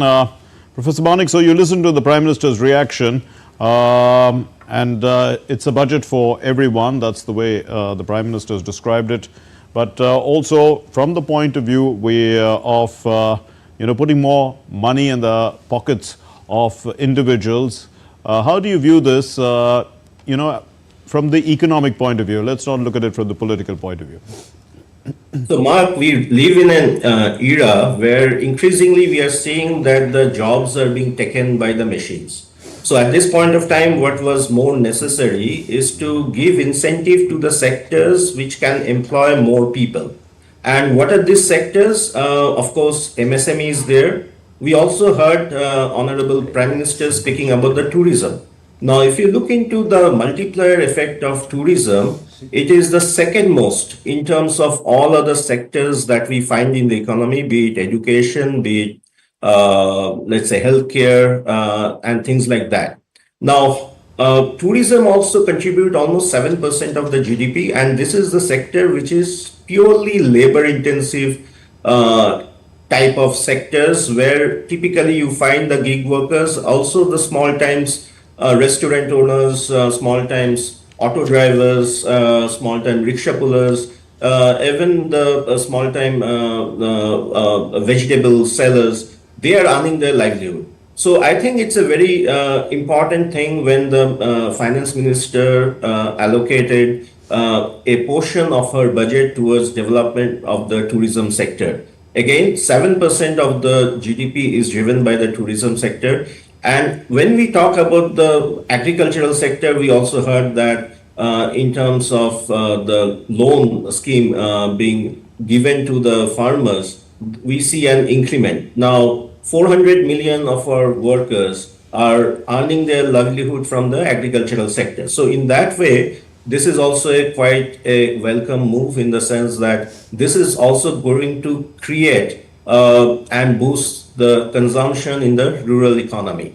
And finally, also in the MSME thing, you have mentioned about Startup India PLA production linked incentive scheme. We see that because Finance Minister is now going to bring down the tariff on the imported inputs which are being used by the MSME sectors, the profitability of the MSME sectors are also going to increase. And MSME sector is the other sector in addition to the tourism and agricultural sector, which also employ or create lots of jobs. So overall, the budget seems to be very much inclusive.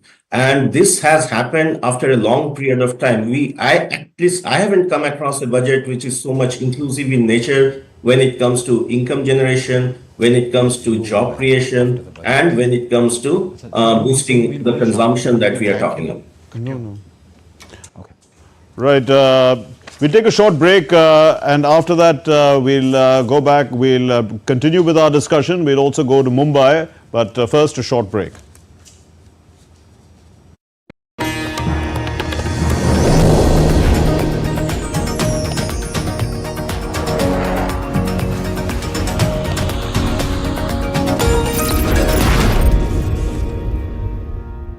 पर loan लेने के लिए खुद का heavy margin लगाना पड़ता है। 80% तक का बिजनेस लोन मिलेगा, हाँ? वो भी कोलैटरल फ्री। अच्छा, 5 करोड़ तक बैंक ऑफ बड़ौदा संभाल लेगा। बड़ौदा महिला स्वावलंबन लोन, तो शुरू कीजिए अपना dream business. Complex issues, hidden agendas, twists and turns, strategic games. We think all dots are linked. We just need to connect them. Join me every week as I connect the dots to unravel hidden designs in statecraft, mysteries, and decode issues that matter to you.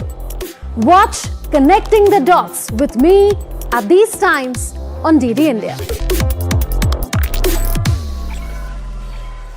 पर loan लेने के लिए खुद का heavy margin लगाना पड़ता है। 80% तक का बिजनेस लोन मिलेगा, हाँ? वो भी कोलैटरल फ्री। अच्छा, 5 करोड़ तक बैंक ऑफ बड़ौदा संभाल लेगा। लेकिन बिजनेस शुरू हो गया तो इन दोनों कौन संभालेगा? मम्मी, तुम बिजनेस संभालो, रोहन को मैं संभाल लूंगी। बड़ौदा महिला स्वावलंबन लोन, तो शुरू कीजिए अपना dream business.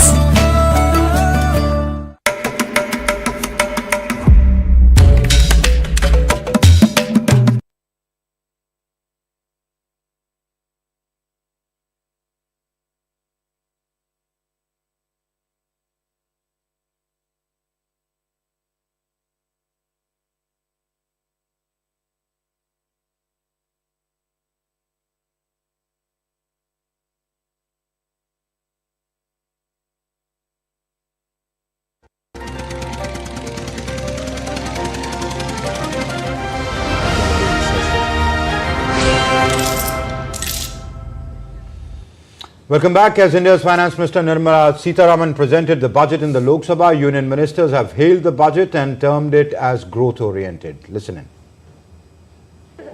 Well, I think it's a complete budget. It's a budget that has been announced keeping in mind the vision of developed nation, Viksit Bharat. I think it's an excellent budget. I would rate it 10 out of 10. I think she's covered all the important sections of the society. She's given a big tax break to the middle class, and middle class and below she's taken care of. She's given big relief to all of them. So I think the whole she's covered 99% of the population in that. So I'm sure they're going to be all extremely happy with this. So it's a common people budget, and it's pro poor, pro women, and pro farmers, and pro youth, and especially the special concentration was given on the middle class. So I believe that this budget will create new job facilities. Undoubtedly, this announcement which was made today to enhance the tax limits it is going to give a big boost and big relief to the middle income group, and simultaneously it is going to give a big boost in the GDP. And the Finance Minister Nirmala Sitaraman unveiled her 8th consecutive budget, introducing significant tax relief for the middle class and a series of new projects aimed at boosting development. DD India's correspondent Tapas Bhattacharya discussed the budget's potential with Jyoti Vij, who's the Director General of FICCI. Let's listen. Ma'am, from FICCI's perspective, when we talk about at the fag end of Nirmala Sitaraman ma'am's budget, she mentioned that it's a huge push for the middle class when she announced the no tax for till 12 lakhs. How do you see that and how do you see that actually having a repercussion in a circular economy? So in this economy, I think demand was something which we had seen was a bit sluggish. I think that also had a bearing on the growth rates in Q1, Q2. So this is a huge boost which has been given by the government, and so is obviously one of the recommendations that we as FICCI have been giving to the government, and we are very, very pleased to see this happen. Two more important things I want to ask. One is about medical tourism that Finance Minister has announced. The other part is a major push towards the manufacturing sector. That's another thing that one believes that will catapult India towards the Viksit Bharat by 2047. No, absolutely. I think if we have to go towards Viksit Bharat and the self-reliant goal that the Prime Minister Modi has been talking about, manufacturing has to be the backbone of the economy, where we have lost the steam in the past, and this government has been pursuing that in a very focused way, and in light of that, the manufacturing mission should most definitely bring back this goal in a very, very focused way. But more importantly, I think they're looking at employment-focused sectors, which is the toys, the leather, the textile, the handicrafts, all of that. That's what can actually, help in the employment part of the whole the piece which has been missing in the economy, which has been really disturbing everybody. So that's very important, and manufacturing, as I said, will also help in bringing the self-reliance in the country. Medical tourism also is the main. Medical tourism, again, I think we've been promoting. We have very good health facilities in the country. We have a lot of medical people coming in, but to identify those gaps and try and plug them and make it more seamless, I think is a very, very good step. Indeed, and DD India correspondent Shyama Mishra now joins us live from Mumbai, and with her is the CEO of the National Stock Exchange. Over to you, Shyama. The Nifty 50 is up by around 250 points. Well, yes, Mark, and we have Ashish Chauhanji with us. Sir, your initial reaction to the budget, and we also heard Prime Minister speaking and laying out all fine details of it. How would you lay out the fine details? For me, I think there are three components of the budget which I like. One of them is the more money in the hands of the middle class by reducing tax. The second is ensuring that there is a momentum on infrastructure creation which continues, and third is the fiscal deficit in check to 4.4%. These three are in a way competing priorities. If you in any budget for any finance minister, if they want to reduce the fiscal deficit, then they need to increase taxes here. And of course, if they want to spend more money on infrastructure, then again the fiscal deficit goes up. So these three have been combined very beautifully. And for me, that is telling you that the government's tax buoyancy is there, and they have confidence that that continues. They will be able to collect more taxes going forward, despite a reduction in the income tax, which is going to give a huge amount of money in the hands of large number of people in the middle class, and some portion of that will go towards consumption, which will help companies which are in the consumer durables and consumer non-durable sector. For example, toothpaste, toothbrush, shampoo, and many other companies, or two-wheelers, four-wheelers, and TV and fridge-related companies. So those guys will see their sales increase, and some of the money left with the middle class might also go directly into the markets in terms of the savings. Whichever way it happens, it's going to basically help the markets, help the mutual funds, and things like that. And at the same time, the control of fiscal deficit is a very difficult thing, easier said than done, because most governments have a tendency to spend more than they are able to earn. While as this government over last 10 years, and now this is the 11th year where they have controlled the fiscal deficit in like a hawk. And for me, this is, I think, achievement of Mr. Modi, that despite all the schemes that comes out, finally they control their fiscal deficit quite a lot. And the infrastructure build-up has picked up momentum, of course, this fiscal, that is last 2 quarters, due to the elections, they have not been able to spend. But still in this fiscal 24-25, they are going to spend, I think, 10.2 lakh crore, and next year they have budget for 11.2 lakh crore, which means the momentum on the infrastructure build continues. It will have a virtuous cycle being built up, because it's going to help demand for the goods like cement, steel, and whatever is required in infrastructure, as well as it will also give lots of jobs to the construction workers and engineers and many other vendors, and which will again increase the demand for consumer durable and consumer non-durable items. So that's where I think the overall virtuous cycle is being put in place by government in terms of building infrastructure, but in a more responsible way by keeping their deficit in control. And this time I think they have given much more money in the hands of the middle class. Okay, all right, sir. So a virtuous cycle has been created, and a very important point over here, Ashish Kumar sir has said that once you give that leeway to people, to a common person who's earning that much money, he will or she will definitely put it in markets or as an investment, and that can be seen as in return for them as well as the country to grow further and move towards more Viksit Bharat. Well, thanks a lot, Shyama, and I suppose thanks to Professor Nilanjan Banik. I'm afraid that's all the time we have for in this particular hour of our discussion. My colleague Gautam Roy joins you after this to decode the budget. That's it from both of us. Thanks for joining in. Thank you.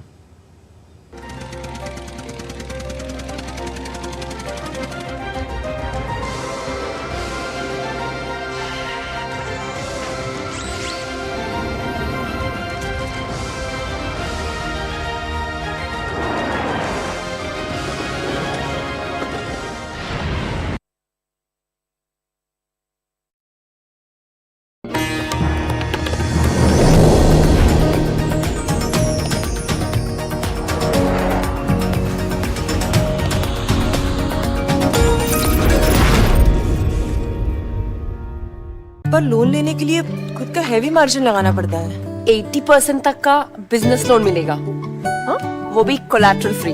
अच्छा, 5 करोड़ तक bank of Baroda संभाल लेगा। बड़ौदा महिला स्वावलंबन loan, तो शुरू कीजिए अपना dream business.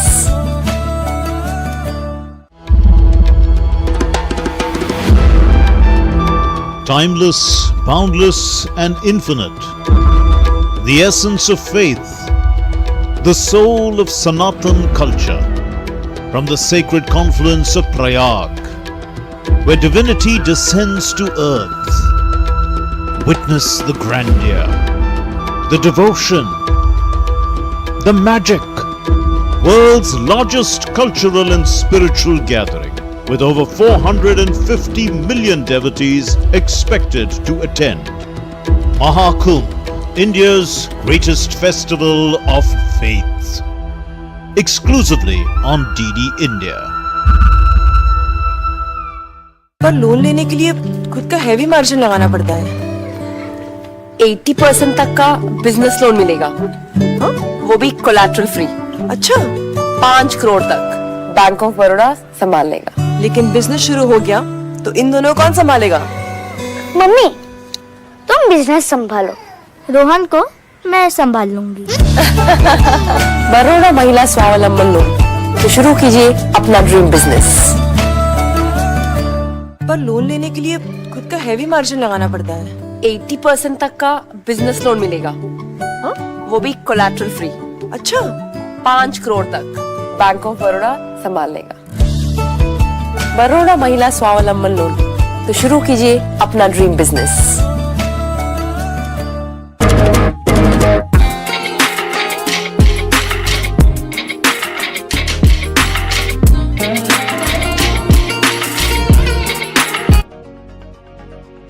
Hello and welcome live from New Delhi. You're watching DD India News Hour. I'm Gautam Roy. Coming up over the next 1 hour. India's Finance Minister announces major relief for the middle class in the union budget. No income tax up to 1.2 million INR under the new tax regime. New income tax slabs in budget 2025. 30% tax only for 2.5 million INR and above annual income. 25% rate introduced for incomes between 2 to 2.5 million INR. India's Prime Minister Narendra Modi hails Budget 2025, says it reflects his government's commitment to fulfill the aspirations of 140 crore Indians.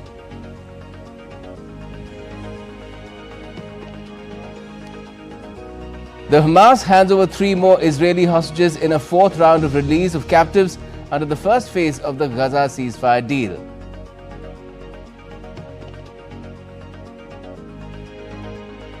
And the White House says US President Donald Trump will impose tariffs of 25% on Mexico and Canada as well as 10% on China today.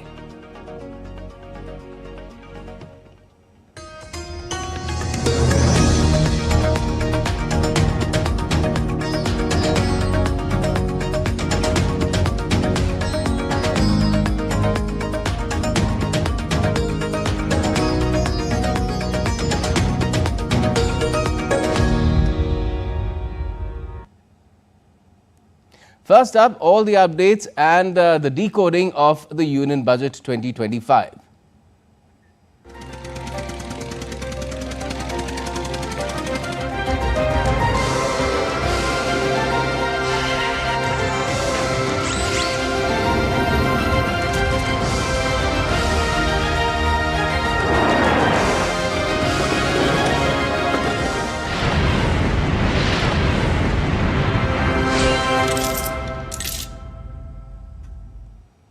India's Finance Minister Nirmala Sitaraman presented the Union Budget 2025 in the lower house of the Indian Parliament, marking a significant milestone with a record 8th consecutive budget presentation.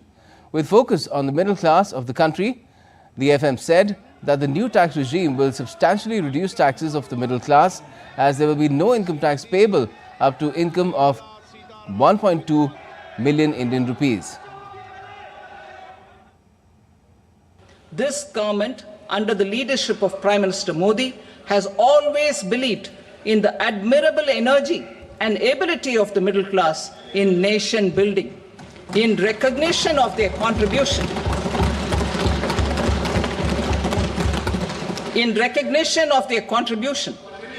we have periodically reduced their tax burden. Right after 2014, the nil tax slab was raised to 2.5 lakhs of rupees, which was further raised to 5 lakh rupees in 2019 and to 7 lakh rupees in 2023. This is reflective of our government's trust on the middle class taxpayers. I am now happy to announce that there will be no income tax payable up to income of 12 lakh rupees.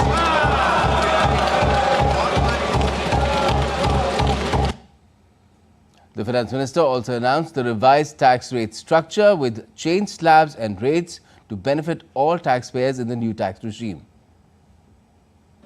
In the new tax regime, I propose to revise tax rate structures as follows: 0 to 4 lakh rupees nil, 4.8 lakh rupees to 4 to 8 lakh rupees 5%, 8 to 12 lakh rupees 10%, 12 to 16 lakh rupees 15%, 16 to 20 lakh rupees 20%, 20 to 24 lakh rupees 25%, and above 24 lakh rupees 30%. And Nirmala Sitaraman also said that a new tax bill will be introduced in Parliament next week. Over the past 10 years, our government has implemented several reforms for convenience of taxpayers, such as faceless assessment, 2. Taxpayer charter, 3. Faster returns, 4. Almost 99% returns being on self-assessment, and 5. Vivad Se Vishwas scheme. Continuing these efforts, I reaffirm the commitment of the tax department to trust first, scrutinize later. I also propose to introduce the new income tax bill next week. Also in her speech, the minister asserted that the Indian economy is the fastest growing among all developing economies. She noted that India's development track record in the past decade and structural reforms have drawn global attention. Our economy is the fastest growing among all major economies. Our development track record for the past 10 years and structural reforms have drawn global attention. Confidence in India's capability and potential has only grown in this period. We see the next 5 years as a unique opportunity to realize Sabka Vikas, stimulating balanced growth of all regions. The Finance Minister also underlined that this budget aims to initiate transformative reforms across 6 domains to augment growth potential and global competitiveness. The FM said that in the journey of development, reforms is the fuel. Urban development, mining. The budget proposals by Union Finance Minister Nirmala Sitaraman will usher in a string of reforms in various sectors. This development will have a cascading domino effect on the overall economy, as the reforms will spur the growth in specific areas and act as a catalyst for the remaining sectors. This budget aims to initiate transformative reforms across 6 domains. During the first 5 years, these will augment our growth potential and global competitiveness. The most people-friendly part of the speech was, in fact, the announcement of a new income tax bill which will be brought in next week, reaffirming government's commitment of trust first, scrutinize later. The new income slabs are also sure to bring in loud cheer from all sections of the society. Government will forego at least 1 lakh crore in direct taxes as a result of new liberal direct tax proposals. The new structure will substantially reduce the taxes of the middle class and leave more money in their hands, boosting household consumption, savings and investment. Government has announced a light touch regulatory framework for enhanced productivity and employment. A light touch regulatory framework based on principles and trust will unleash productivity and employment. Through this framework, we will update regulations that were made under old laws.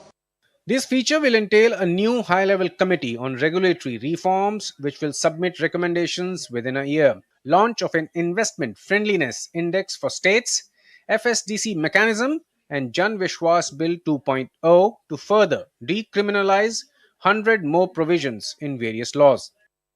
Financial sector reforms have also been identified. An important development will be allowing 100% FDI in the insurance sector. Further, company mergers will be streamlined and rationalized. A forum for development of pension products is also in offing. Power remains an important enabler for industry and homes alike. It plays an important part in any economy's surge northwards. Many important reforms have been promised in the power sector, with the Finance Minister identifying incentives in distribution sector and ushering in partnership with private sector in the critical area of nuclear energy. For an active partnership with the private sector towards this goal, amendments to the Atomic Energy Act and the Civil Liability for Nuclear Damage Act will be taken up. A state mining index is also among the major reform initiatives taken for the mining sector, which has the benefit of being labor intensive as well as having a domino effect on related areas. Last but not the least, government will also incentivize reforms related to the urban sector. Cumulatively, these steps on reforms in various sectors will go a long way in enhancing ease of doing business, boosting purchasing power of the common man, and providing further fillip for the economic growth of the nation. Ravi Dhiman for DD India. Also, while presenting India's union budget, Finance Minister Sitaraman pegged the fiscal deficit target at 4.4% of the GDP for the financial year 2025-26. For 2024-25, the fiscal deficit target has been revised from 4.9% of gross domestic product to 4.8%. The budget also promises to continue the government's efforts to accelerate growth, secure inclusive development, invigorate private sector investments, uplift household sentiments, and enhance spending power of India's rising middle class. Here's a report. In a bid to continue the Indian economy's journey on course of fiscal consolidation, Finance Minister Nirmala Sitaraman announced a 50.65 lakh crore budget, the biggest in the history of India, with an aim to maintain economic growth and keep the fiscal deficit on the declining path. Our economy is the fastest growing among all major economies. Our development track record for the past 10 years and structural reforms have drawn global attention. Confidence in India's capability and potential has only grown in this period. We see the next 5 years as a unique opportunity to realize Sabka Vikas, stimulating balanced growth of all regions. As per the budget estimates 2025-26, the total receipts other than borrowings is pegged at rupees 34.96 lakh crore, and the total expenditure or the total size of the budget has been kept at rupees 50.65 lakh crore. The net tax receipts are estimated at rupees 28.37 lakh crore. The fiscal deficit target for 2025-26 is pegged at 4.4% of the GDP as compared to the previous year's figure of 4.8%.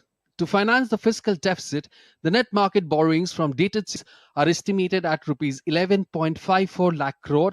The balance financing is expected to come from small savings and other sources.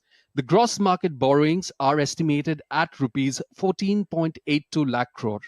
In order to maintain the growth momentum of the Indian economy, the capital expenditure or capex has been kept at around rupees 15.5 lakh crores, an upward revision from the previous year's figure of rupees 10.18 lakh crore. In the budget 2025-26, the sectors that have received the largest budgetary allocations are Defence 4.91 lakh crore, Rural Development rupees 2.66 lakh crore, Home Affairs 2.33 lakh crores, Agriculture rupees 1.71 lakh crore, Education rupees 1.28 lakh crore, Health rupees 98,000 crore, and Urban Development 96,000 crore. In this budget, the proposed development measures span 10 broad areas focusing on Garib, Youth, Annadata and Nari, spurring agricultural growth and productivity, building rural prosperity and resilience, taking everyone together on an inclusive growth path, boosting manufacturing and furthering Make in India, supporting MSMEs, enabling employment-led development, investing in people, economy and innovation. The budget 2025-26 has been crafted with a special focus on agriculture, micro, small and medium enterprises or MSMEs, an investment-friendly environment, and a major thrust on export-oriented economy, which will be fueled by reforms guided by the spirit of inclusivity with a clear target of mission Viksit Bharat or Developed India. Amit Mukherjee for DD India. And we lay out some reactions from union ministers, including even Prime Minister Modi, and when we get it. But let me bring in our guests at the moment to talk about this budget now that we've had some time to digest it. We have Amitendu Parit, senior economist, joining us from Singapore, and Sunil Arora is also with us. He's National Head Taxation, ASA and Associates. Welcome to you both. First, let me come to you, Mr. Arora, because everybody, I guess, wants to know about what changes have been brought in to the income tax regime, the new and old, which should one go for now? Probably the old income tax regime is breathing its last. But what are the changes that have been brought in by the Finance Minister in the new income tax regime, about the rebate as well as the new slab? What do they really mean for the everyday taxpayer, the salaried person? Well, I think it's a very valid viewpoint. I think we should first talk about, I think in the earlier report also you mentioned about the new income tax bill that is going to be introduced next week by the Finance Minister. Now, please understand the history. The history has been that this bill has been in talks since 2009. When this government came into power in 2014, they set up a committee from 2014 to 2000. There was talk about direct tax as well. Yeah. So this bill is going to be introduced next week. Now, this bill has a very specific provision about how to simplify the taxpayers, the way they pay taxes, the way income tax legislation is to be eased. And whatever new regime that you see right now is a step forward in that direction only. So the way I see it, if you see the way a new regime was brought into being 3 years ago, 2-3 years ago, when it was optional, today, when you go and file your tax return, this new regime is a default regime, right? So to answer your question, is this beneficial to you? Most certainly, this is the default regime that applies to you. Now, the Finance Minister said very clearly today, incomes up to 12 lakhs of rupees, 1.2 million are exempt. This is a very, very welcome move. This obviously leaves a lot of money, disposable income in the hands of the taxpayers. Now, something that's a bit hidden in the budget, but something that also helps you in leaving a bit more income, disposable income in your hands, is the rationalization of the limits on which TDS has to be done. So, for example, TDS on interest that you get from bank, especially for senior citizens, the limit today is that the TDS will be done at 50,000 rupees of income. That has been enhanced from 50,000 to 1 lakh. Now, that also leaves a lot of money, disposable income in your hands. For others, it has been increased from 40,000 to 50,000. Dividend income, 5,000 to 10,000. Rental income, TDS on rental income, 2,40,000, 20,000 a month to 50,000 a month, 6 lakhs. So that certainly leaves a lot of disposable income in your hands. So my bet will be go with the new tax regime. All right. And as far as the old tax regime is concerned, we can sort of conclude that it's going to be a thing of the past, if not already, very soon. The way it's moving ahead, yes. I think there is absolutely no doubt about that. All right. Now, Mr. Parit, what brings up a question related to these tax changes, income tax, personal income tax changes, is the fact that the government is foregoing a substantial amount of money. It's more than 1.1 lakh crore rupees. Does that sort of worry you in any way, or do you think the government has done its math very well and it's going to make up the shortfall from revenue coming in from other areas, or reduce expenditure? I think that's a valid point, but when we look at that point, we can obviously come into it with diverse perspectives. One of them is the perspective that you highlight, that there is a fairly large chunk of revenue being foregone by the government. And as a result of that, there is going to be some pressure on the resources for the treasury, which is in a sense going to impact a large number of, say, developmental budget programs that are on the anvil. But I think it's important to look at the context in which this foregoing decision has been taken by the government, and one of which is the fact that today, after a couple of years, the Indian economy is expected to go into a lower than trend rate of growth of around 6.4%, number one, which means that this is that part of an economic cycle where the government needs to come out with an expansionary fiscal policy. So to that extent, an income tax relaxation and bringing in more purchasing power for the people, increasing their affordability and ability to spend, is an important consideration. So I think that has really influenced the government decision in one.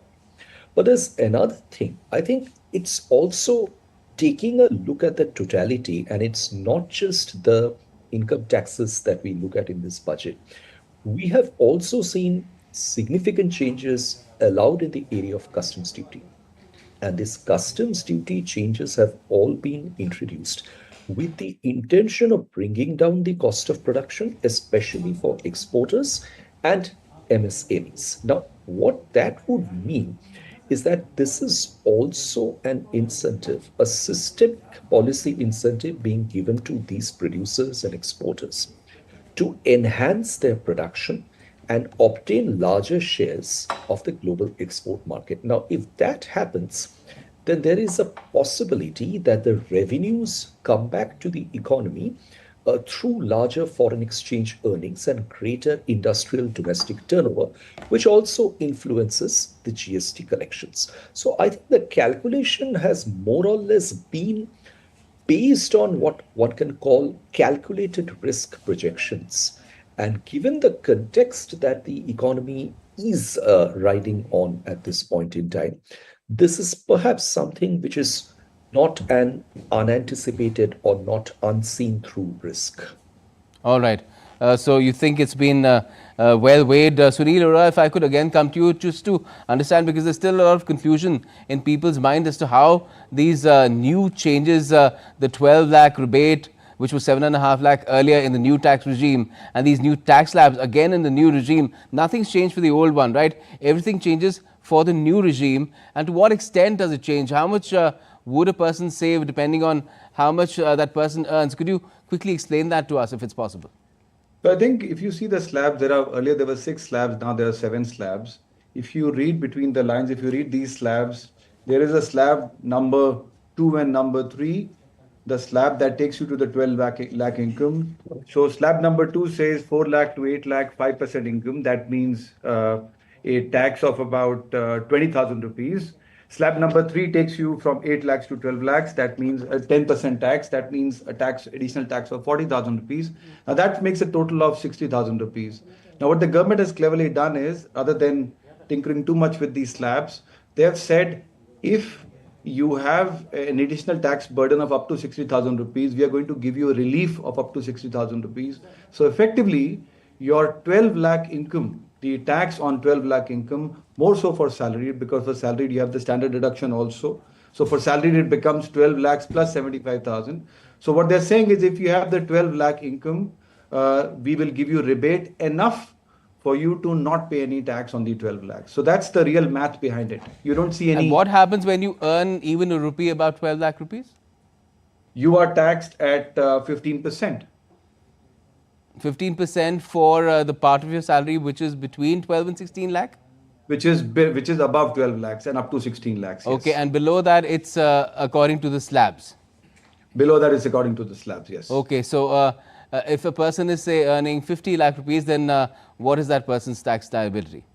So then you obviously fall into the highest tax bracket, and one needs to do the math to understand how the tax would. But on a high level basis, 26 lakhs will be taxed at 30%, because that's the difference between 50 lakhs and 24 lakhs, and the income up to 24 lakhs is going to be taxed on the slab rates. So would you say that a person, if a person is earning above 24 lakh rupees, if that person was previously in the old income tax regime, would it be beneficial for that person to shift to the new income tax regime now? I think you should easily save about 80,000 to 100,000 rupees, maybe more than that if you include surcharge and cess also. Okay. Let me bring in Mr. Parath again. Mr. Parath, as a person who assesses the economy in every aspect of it, especially the macro level, what really gives you satisfaction in terms of how things have been continued to ensure that India remains on that or returns to the high growth path? Because we've slightly slowed down, although we still remain the fastest growing large economy, developing economy in the world. But what gives you the most satisfaction, and what still remains a concern for you? I think I will highlight 2 aspects of this budget, which I think are promising areas of focus. I don't intend to say that these will necessarily mean that India comes back to a high growth trajectory in that sense. But I think what I'll insist on is that there are two areas. One of them is the MSMEs and the other is exports.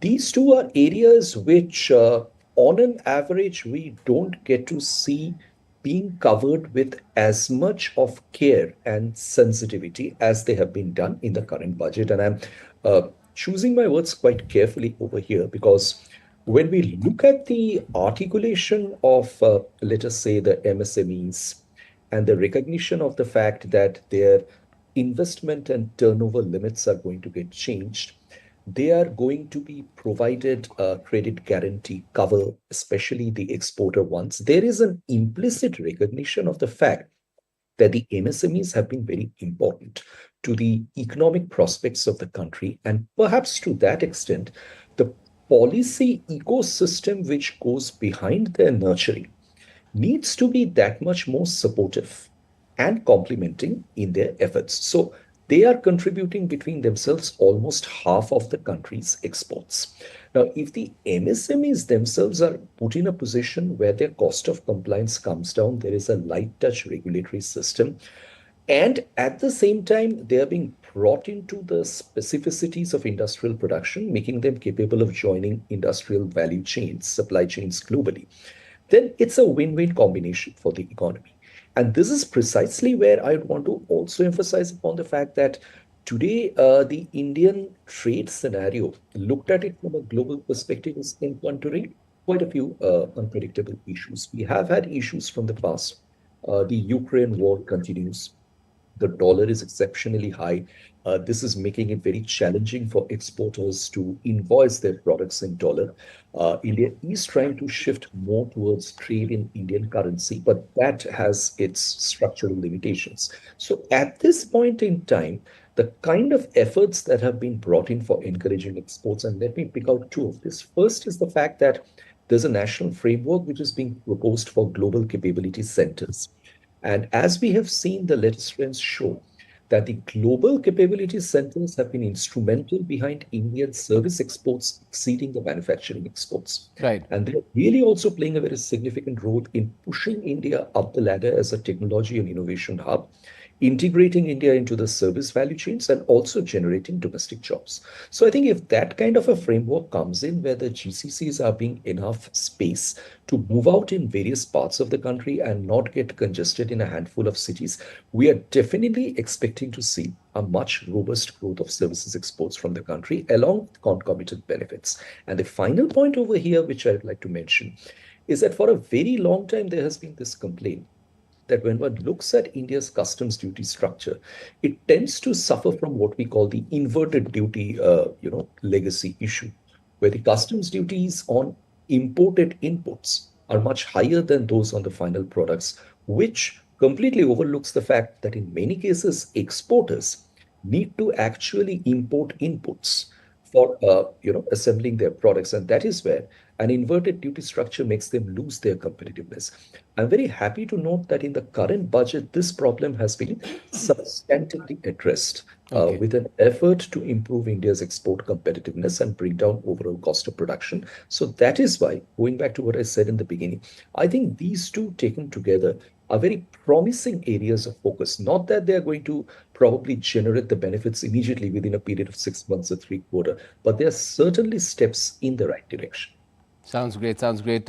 Made some valid points there, Mr. Pallit. And when we come back, we'll also introduce Anil Padmanabhan, senior economic journalist, who's joined us in our studio. Thanks, Anil. But we have to take a very quick break for our sponsors. Do join us in just a bit. We'll talk about the rural economy as well.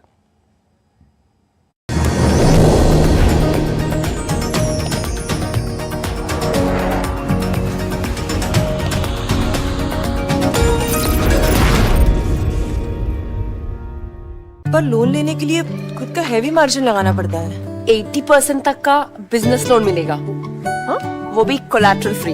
अच्छा, 5 करोड़ तक bank of Baroda संभाल लेगा। बड़ौदा महिला स्वावलंबन loan, तो शुरू कीजिए अपना dream business. Complex issues, hidden agendas, twists and turns, strategic games. We think all dots are linked. We just need to connect them. Join me every week as I connect the dots to unravel hidden designs in statecraft, mysteries, and decode issues that matter to you. Watch Connecting the Dots with me at these times on DD India. पर loan लेने के लिए खुद का heavy margin लगाना पड़ता है। 80% तक का बिजनेस लोन मिलेगा, हाँ? वो भी कोलैटरल फ्री। अच्छा, 5 करोड़ तक बैंक ऑफ बड़ौदा संभाल लेगा। लेकिन बिजनेस शुरू हो गया तो इन दोनों कौन संभालेगा? मम्मी, तुम बिजनेस संभालो, रोहन को मैं संभाल लूंगी। बड़ौदा महिला स्वावलंबन लोन, तो शुरू कीजिए अपना ड्रीम बिजनेस। पर लोन लेने के लिए खुद का हैवी मार्जिन लगाना पड़ता है। 80% तक का बिजनेस लोन मिलेगा, हाँ? वो भी कोलैटरल फ्री। अच्छा, 5 करोड़ तक बैंक ऑफ बड़ौदा संभाल लेगा। बड़ौदा महिला स्वावलंबन लोन, तो शुरू कीजिए अपना ड्रीम बिजनेस।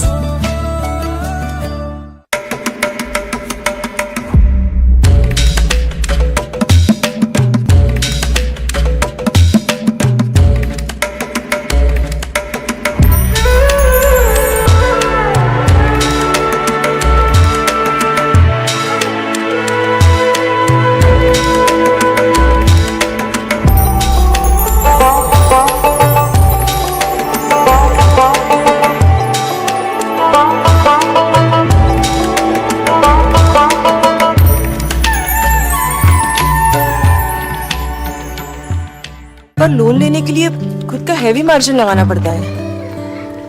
80% तक का बिजनेस लोन मिलेगा, हाँ? वो भी कोलैटरल फ्री।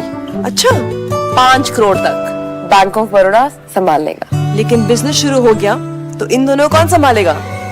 मम्मी, तुम बिजनेस संभालो, रोहन को मैं संभाल लूंगी। बड़ौदा महिला स्वावलंबन लोन, तो शुरू कीजिए अपना ड्रीम बिजनेस। पर लोन लेने के लिए खुद का हैवी मार्जिन लगाना पड़ता है। 80% तक का बिजनेस लोन मिलेगा, हाँ? वो भी कोलैटरल फ्री। अच्छा, 5 करोड़ तक बैंक ऑफ बड़ौदा संभाल लेगा। बड़ौदा महिला स्वावलंबन लोन, तो शुरू कीजिए अपना dream business.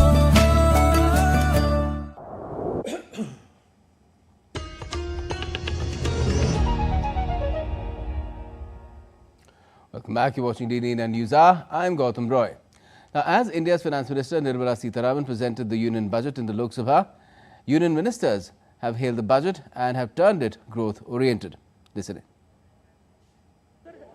Well, I think it's a complete budget. It's a budget that's been announced keeping in mind the vision of developed a nation, Viksit Bharat. I think it's an excellent budget. I would rate it 10 out of 10. I think she's covered all the important sections of the society. She's given a big tax break to the middle class, and middle class and below. She's taken care of. She's given big relief to all of them. So I think the whole she's covered 99% of the population in that. So I'm sure they're going to be all extremely happy with this. So it's a common people budget, and it's pro poor, pro women and pro farmers and pro youth, and especially the special concentration was given on the middle class. So I believe that this budget will create new job facilities. Undoubtedly, this announcement which was made today to enhance the tax limits, it is going to give a big boost and big relief to the middle income group, and simultaneously it is going to give a big boost in the GDP. देश के इतिहास का एक बहुत महत्वपूर्ण budget Nirmala ji ने आज parliament में पेश किया है। ये जो बजट की विशेषता ये है कि हमारी इकोनॉमी को एक्सेलरेट करने वाला ये बजट है। जहां तक इंफ्रास्ट्रक्चर को हर समय वित्त मंत्री प्राथमिकता देते हैं, इस समय भी हमारा बजट बढ़ा है, जिसके कारण इंफ्रा रोड सेक्टर में इसका बहुत बड़ा फायदा होगा। ये मध्यम वर्ग के लिए वरदान है। कोई कल्पना नहीं करता था कि इनकम टैक्स में छूट की सीमा 12 लाख रुपए तक हो जाएगी और इसके लिए बहुत बहुत धन्यवाद वित्त मंत्री जी को और विशेषकर प्रधानमंत्री जी को. And we've got some more reactions coming in from the industry as well. Piroz Khambata, Managing Director of Rasna Private Limited, has stressed that helping the MSMEs and startups would add to the overall growth of the Indian economy. He's also hailed the budget allocation for food processing, which plays a significant role in farm revenue and employment creation. If we simplify laws and we help the MSMEs and startups, I think it will prosper. And once they become part of the ecosystem, overall growth will also happen. Setting up the Institute for Food Processing is a good positive move. Having export missions to identify crops for export is a good thing. In tourism also, to identify districts where we can have more tourism clusters, especially in religious areas. So these are all the things, if you put together, will all add to the growth. That is my belief. Well, Sanjeev Puri, the president of Confederation of Indian Industry, CII, hailed the Union Budget 25-26 as a roadmap for a Viksit Bharat or developed India. Adding further, he said that the budget focuses on inclusive and sustainable development. DD India's Deepika Mahato has spoken with the CII president. Listen in. In the past decade, if we see, every budget has focused towards India's goal to become a developed nation by the year 2047. Looking at this budget, what do you have to say about it? It is, I think, on the same path. It is really focusing on the pillars for India to achieve the dream of Viksit Bharat. And it's again focusing on inclusive and sustainable development.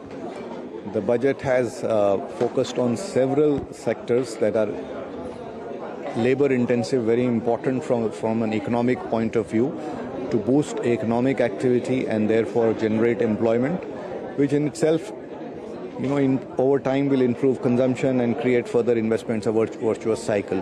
Focus also is there on investments in the economy, whether it's human capital development, whether it's urban infrastructure, whether it's around innovation and getting India to partake in the sunrise sectors. A lot of positives there and a very strong message on the government's commitment towards ease of doing business and cost of doing business. A major focus has also been on the eastern part of the nation, and especially a very huge boost to the northeastern states as well. How do you see that? I think given the phase of development these regions are, I think focus is very much required there. All right, thank you so much. Thank you. So there you heard Mr. Sanjeev Puri talking about India's budget for the current year and how it has been really progressive this time. With camera person Sunny Kalra, this is Deepika reporting for DD India. And TKL Industries MD and CEO Vivek Bhatia has hailed the union budget as well, saying that the government has taken a lot of steps to ensure that the industry benefits, taken through measures in the country's economy growing as well. He also praised the increased allocation for green energy in budget 2025.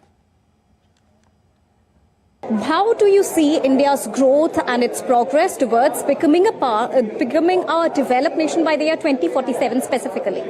Well, it's no secret that India is the fastest growing major economy in the world, and I think consistently over the last 10 years we have seen a lot of positive measures being taken by the government to make sure that we remain steadfast on this high growth journey, and I think that's very important for us to realize our dreams of being a developed nation by 2047.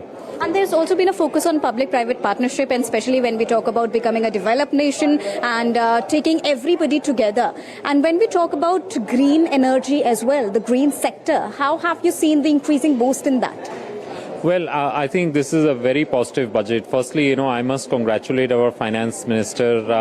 Everybody after the budget announcement is smiling, especially on what she has done on the personal income tax side.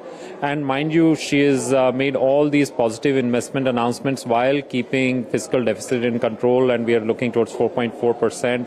And the government has always done better, tends to do better than what they are announcing. When it comes to the core sector and sectors like green and sustainable energy, I think there's a very interesting thing she's talked about, which is improving the grid infrastructure and supporting that, and also for the DISCOMs, to get more funding and financing into that sector. So I think with T&D improving, that allows for more uptake of green energy into the national grid. And that will definitely ultimately boost the whole sector. Then on the other side, when you have suggestions for lithium and the battery ecosystem, which will then get a boost, then we are also talking about continued incentives and support for electrolyzers and green hydrogen. So I think that is a very positive, for the overall green economy. And let's now take you back to our guests. We have with us Amitendu Palit, senior economist, joining us from Singapore. Sunil Arora is with us, National Taxation, ASA Associates. And Anil Padmanabhan is with us in our studio, senior economic journalist. Anil, if I could come to you and ask you about, the industry, particularly, we've just heard from Ficky and CI and some others as well.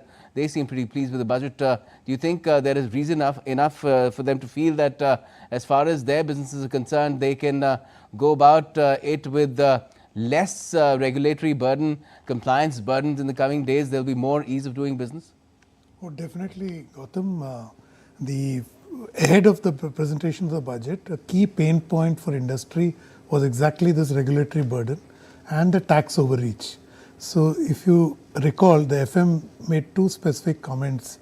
One, she said soft touch with the regulation and trust first, scrutinize later with regards to the tax part of it. So if you take the two together and the decision to set up a regulatory reforms committee to review all the regulations in the non-financial sector, then set up an investment friendliness index for states, which means if you don't tick the boxes, you will not be considered investment friendly. Then the decriminalization of legal provisions, taking it further, they did it last time too.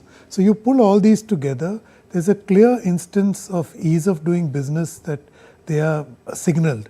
Now the problem with this is that the central government, to its credit, has not been found wanting on this, excepting in the parts of tax overreach, which she has signaled today that they need to correct that. But the challenge is going to be to walk this talk at the state level, because that's a different story. But presumably they got a plan B, which has not been disclosed in the budget, from the signal that the FM said that for tourist destinations, they will be giving a PLI scheme to incentivize tourist destinations to be developed, and states will be awarded for cleanliness, hygiene, connectivity, etc. So if you, all in all, ease of doing business, the government has moved halfway into meeting the economic survey's very clear comment that get out of the way, which is what the economic survey said yesterday. Yes. So the government has gone halfway to meet the economic survey on its suggestion. And there's a promise of more to unfold as we go along because of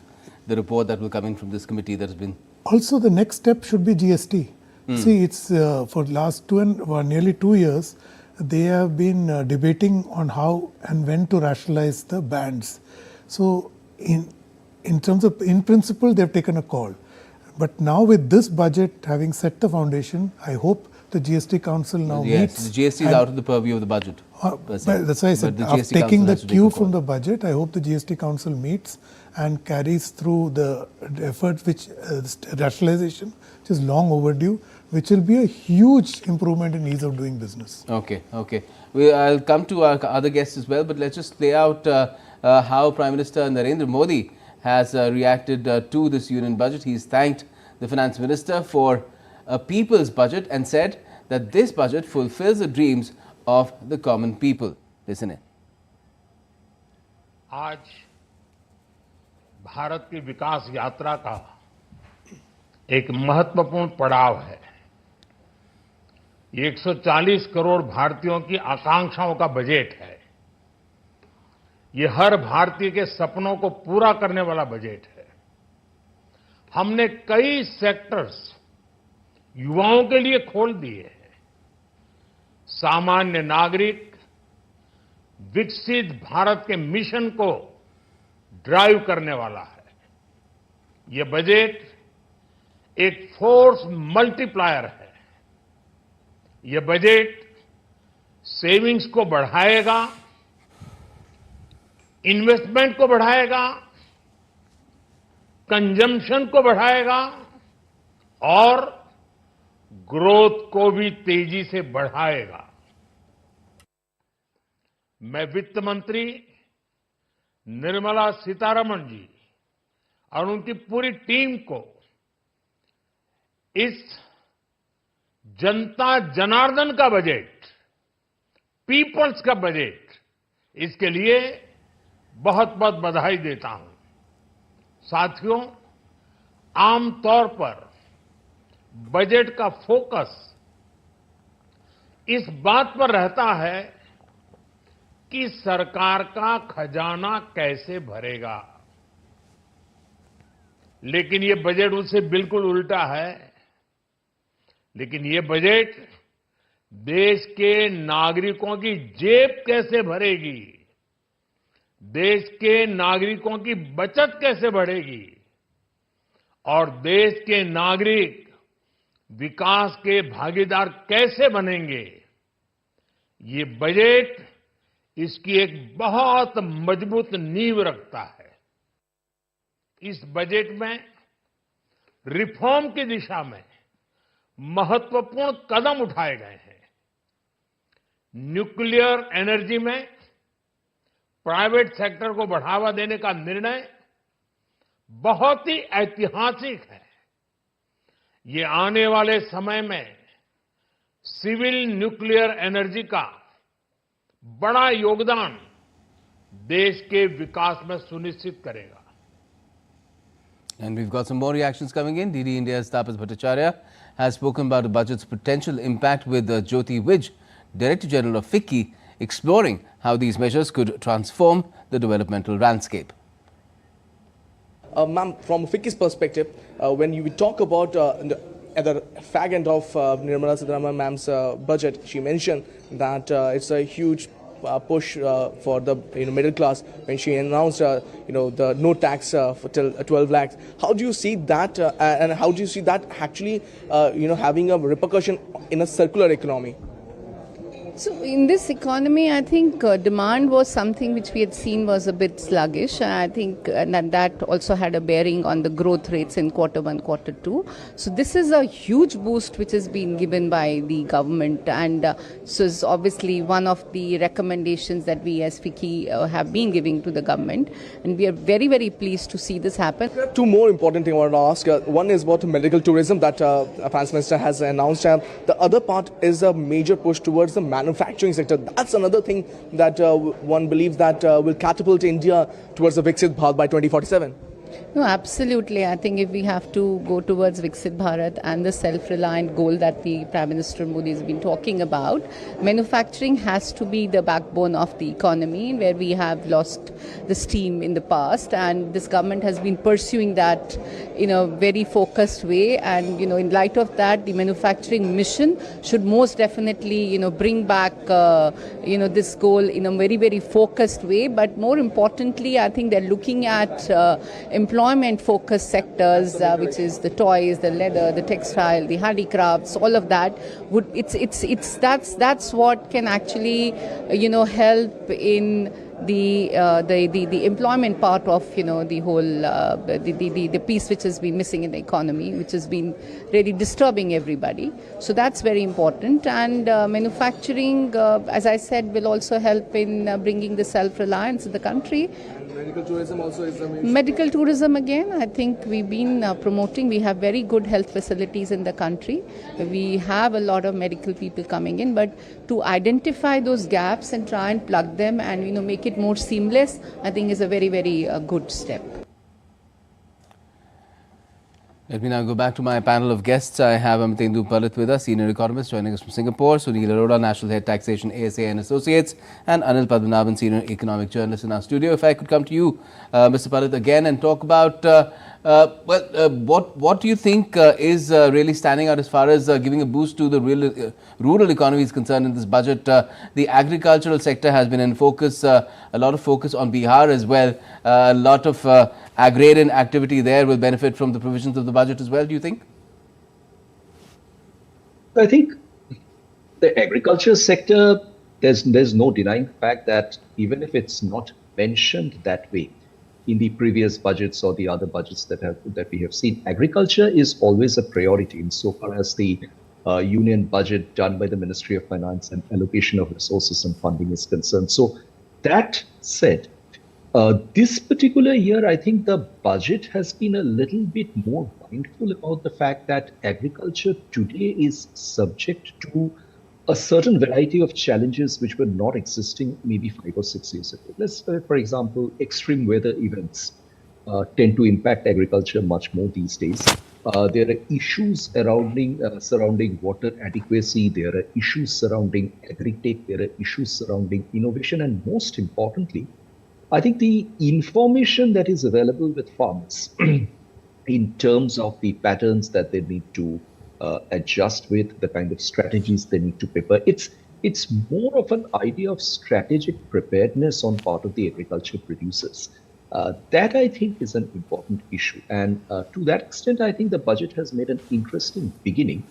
And let me also try to bring this in with the fact that this is a budget where there are these arguably 4 engines that have been put out: agriculture, investment, MSMEs, and exports we spoke of earlier.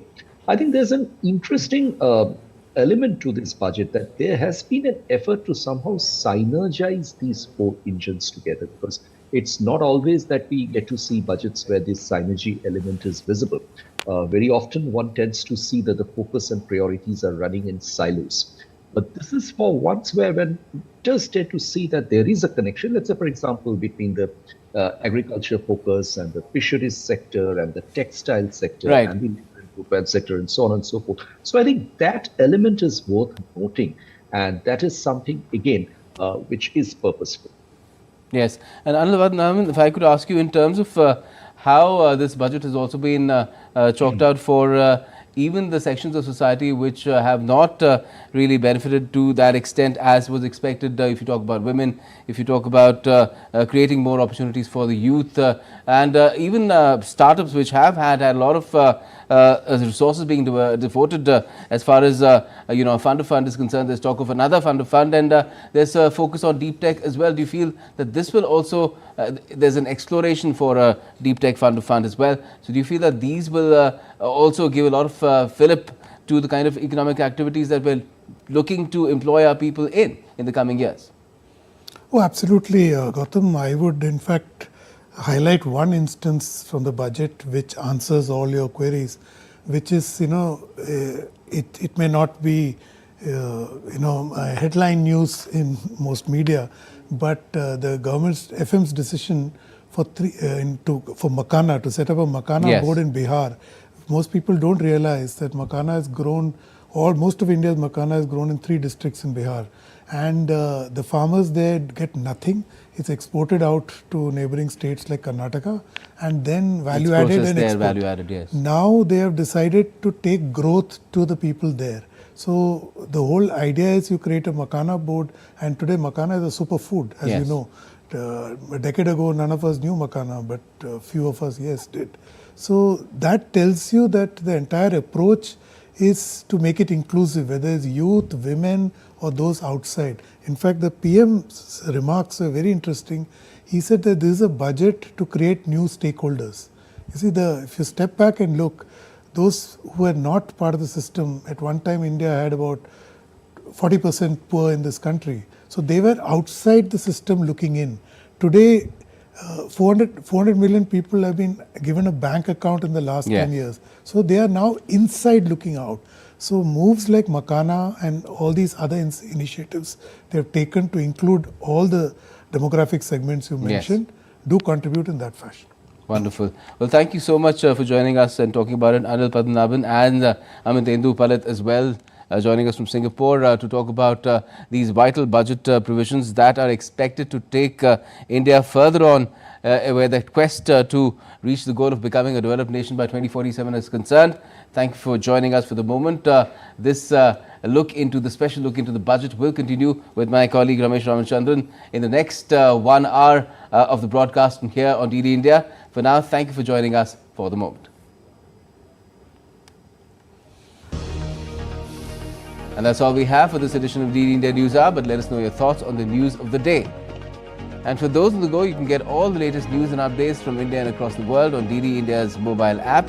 It's available on both Android and iOS. You can scan the QR code that will appear on the screen as I speak.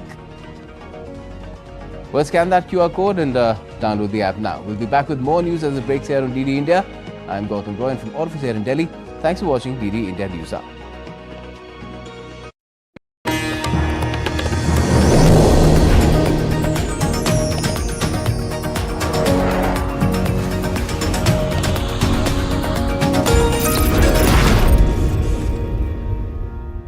पर loan लेने के लिए खुद का heavy margin लगाना पड़ता है। 80% तक का बिजनेस लोन मिलेगा, हाँ? वो भी कोलैटरल फ्री। अच्छा, 5 करोड़ तक बैंक ऑफ बड़ौदा संभाल लेगा। बड़ौदा महिला स्वावलंबन लोन, तो शुरू कीजिए अपना dream business. Complex issues, hidden agendas, twists and turns, strategic games. We think all dots are linked. We just need to connect them. Join me every week as I connect the dots to unravel hidden designs in statecraft, mysteries, and decode issues that matter to you. Watch Connecting the Dots with me at these times on DD India. पर loan लेने के लिए खुद का heavy margin लगाना पड़ता है। 80% तक का बिजनेस लोन मिलेगा, हाँ? वो भी कोलैटरल फ्री। अच्छा, 5 करोड़ तक बैंक ऑफ बड़ौदा संभाल लेगा। बड़ौदा महिला स्वावलंबन लोन, तो शुरू कीजिए अपना ड्रीम बिजनेस।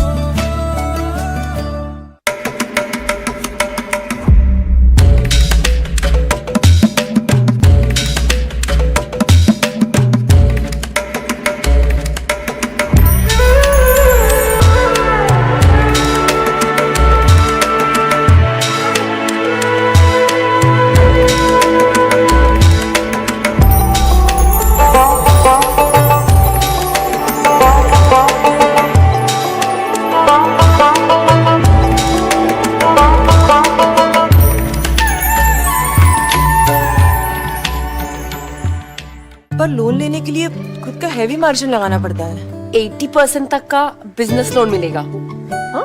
वो भी कोलैटरल फ्री। अच्छा, 5 करोड़ तक बैंक ऑफ बड़ौदा संभाल लेगा। बड़ौदा महिला स्वावलंबन लोन, तो शुरू कीजिए अपना ड्रीम बिजनेस।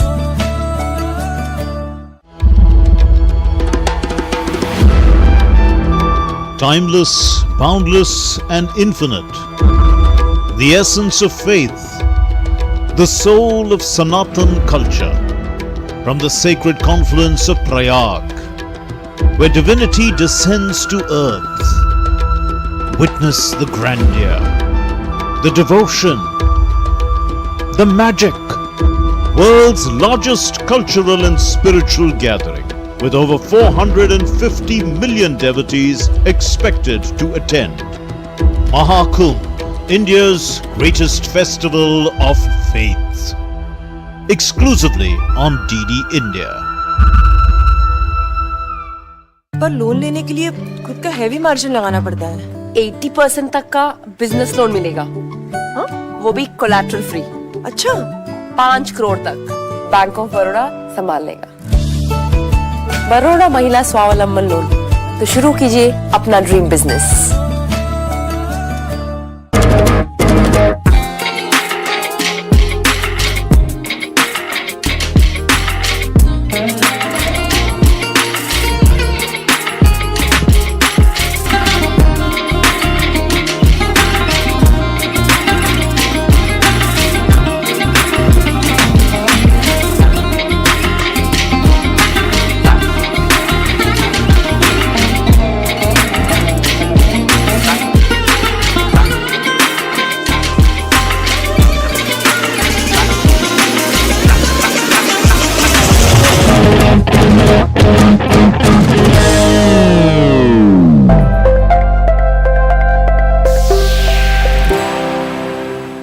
पर लोन लेने के लिए खुद का हैवी मार्जिन लगाना पड़ता है। 80% तक का बिजनेस लोन मिलेगा।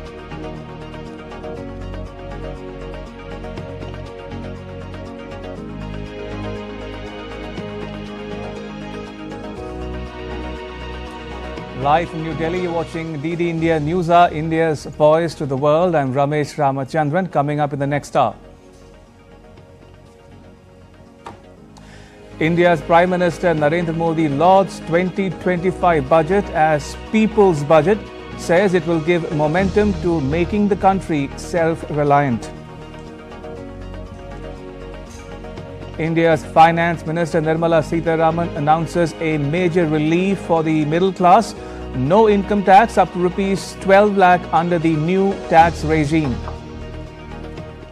There will be no income tax payable up to income of 12 lakh rupees. All right, Minister Sitaraman is addressing media in New Delhi. Let's listen in. Dr. V. Anantha Nageshwaran. Yesterday we did.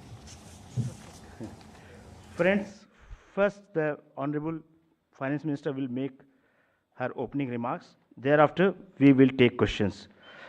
I request all of you to follow the point of order. It would be very nice if each of you asking a question may restrict to one question at one go. This will ensure that all other your friends may get chance. Please introduce yourself and organization before asking the question. Over to Honorable Finance Minister.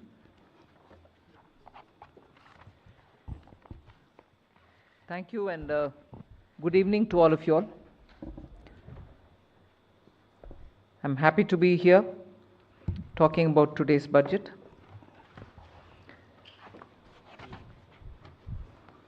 The budget actually says several things about our path towards Vikasit Bharat. It has invested in agriculture. It has certainly looked at rural prosperity, focuses on urban development, particularly looking at urban workers, and continues to lay emphasis on reforms. 6 specified sectors have been identified and I spoke about it in the budget. Sectors in which we will continue our reform agenda.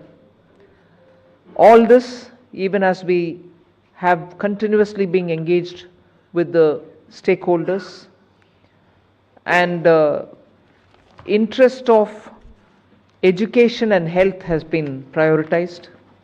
When we're talking about education, from a child in a daycare center, portion for women, lactating mothers, till the level of getting skilling done, and also for artificial intelligence and digital reading material for students and in school and colleges. Every aspect of education and bringing in that dimension which is so critical for health. Daycare, cancer centers, and making sure more medical seats are available. These are kind of things with which I'm trying to highlight. The approach in this budget has been pointed on areas which definitely need immediate intervention, outlays, and action along with the states. So Vikasit Bharat is not just being described. I've given you also what we mean by Vikasit Bharat, or what is it that we expect to achieve for Vikasit Bharat. So this budget actually has given you several things on which you can understand how this economy is being planned to take forward a route towards Vikasit Bharat. Secretaries have joined me.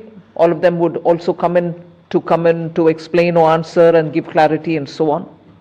But one thing which I certainly would like to highlight is responding to the voice of the people, which is what Prime Minister Modi is known for in his administration. It's a very responsive government. And as a result, the income tax simplification, which I announced in July, is already completed in its works, and we shall bring the bill in the next week. So the income tax simplification, about which in July budget I have gone in detail to say, The work is completed within 6 months is what I said. Within 6 months we've brought the bill. It will be coming into the parliament next week. So if we are talking of reform inclusive of taxation, the work is done. This budget also speaks about rationalization in customs. Tariffs are being brought down, tariffs are being simplified, and also the basket which consisted of so many different tariffs for so many different commodities are now reduced. 8 were taken off earlier, 8 has been taken off now. So whatever remains now, 7 I think remains, and that is all about India's tariff picture. So the usual narrative which goes on, saying is India being too heavy on tariffs? No, you find that we've drastically reduced and also simplified. So this budget has so many things for all of us to talk about. The more important thing about agriculture, which performed very well during COVID and which has contributed to India's food security, the proposals which are mentioned in this budget actually talk about everything to do with beach to bazaar, literally from the stage of seeds, hybrid seeds, climate resilient seeds, seeds which can give greater output, seeds which are going to be high yielding, all this together to the final point of India becoming the world's food basket. That's the definition I put in when I was talking about Viksit Bharat. So we are making sure that India's agriculture gets the support across the board, whether it is on seeds, whether it is for skilling the farmers, whether it is rural prosperity, whether it is going to have agriculture and allied industries being set up in rural areas, and whether it is going to be farmers getting better and more loan with interest subvention, not just farmers, fishermen, and also dairy, meaning animal husbandry. So the picture for rural development and the picture for supporting agriculture is across the board, and that has been narrated. The second thing which I would want to highlight is the continued emphasis that we are giving since vote on account budget, July budget, and now on the MSMEs. Whether it is giving them sovereign guaranteed loan, whether it is support during COVID, whether the definition being changed now for better, more inclusive growth in MSMEs, access to bank credit. So MSMEs have also been given greater emphasis. Together with this, I'd like to highlight the point that energy security has had greater attention in this budget. We've highlighted in July budget how even pump storage will have greater attention. Solar and wind and renewable energy has also been taking consistently good importance in our budgets. This time we are talking about the small modular reactors. I've also announced that there shall be 2 amendments, one to the Atomic Energy Act and the other one for the civil liability. All of this is going to help us attain energy security. Insurance sector's FDI limits have been enhanced. That is another important announcement. I'll end my opening statement with 2 things. There is no reduction in the public spending on capital expenditure. Let's put that up front. We continue to place emphasis on the multiplier effect that capital expenditure done by government has shown, has sustained us. We continue on that. And with all this, our fiscal prudence has aligned itself to the glide path that we announced in 2020-21. So we've kept ourselves in alignment. Fiscal prudence has been maintained. The next year coming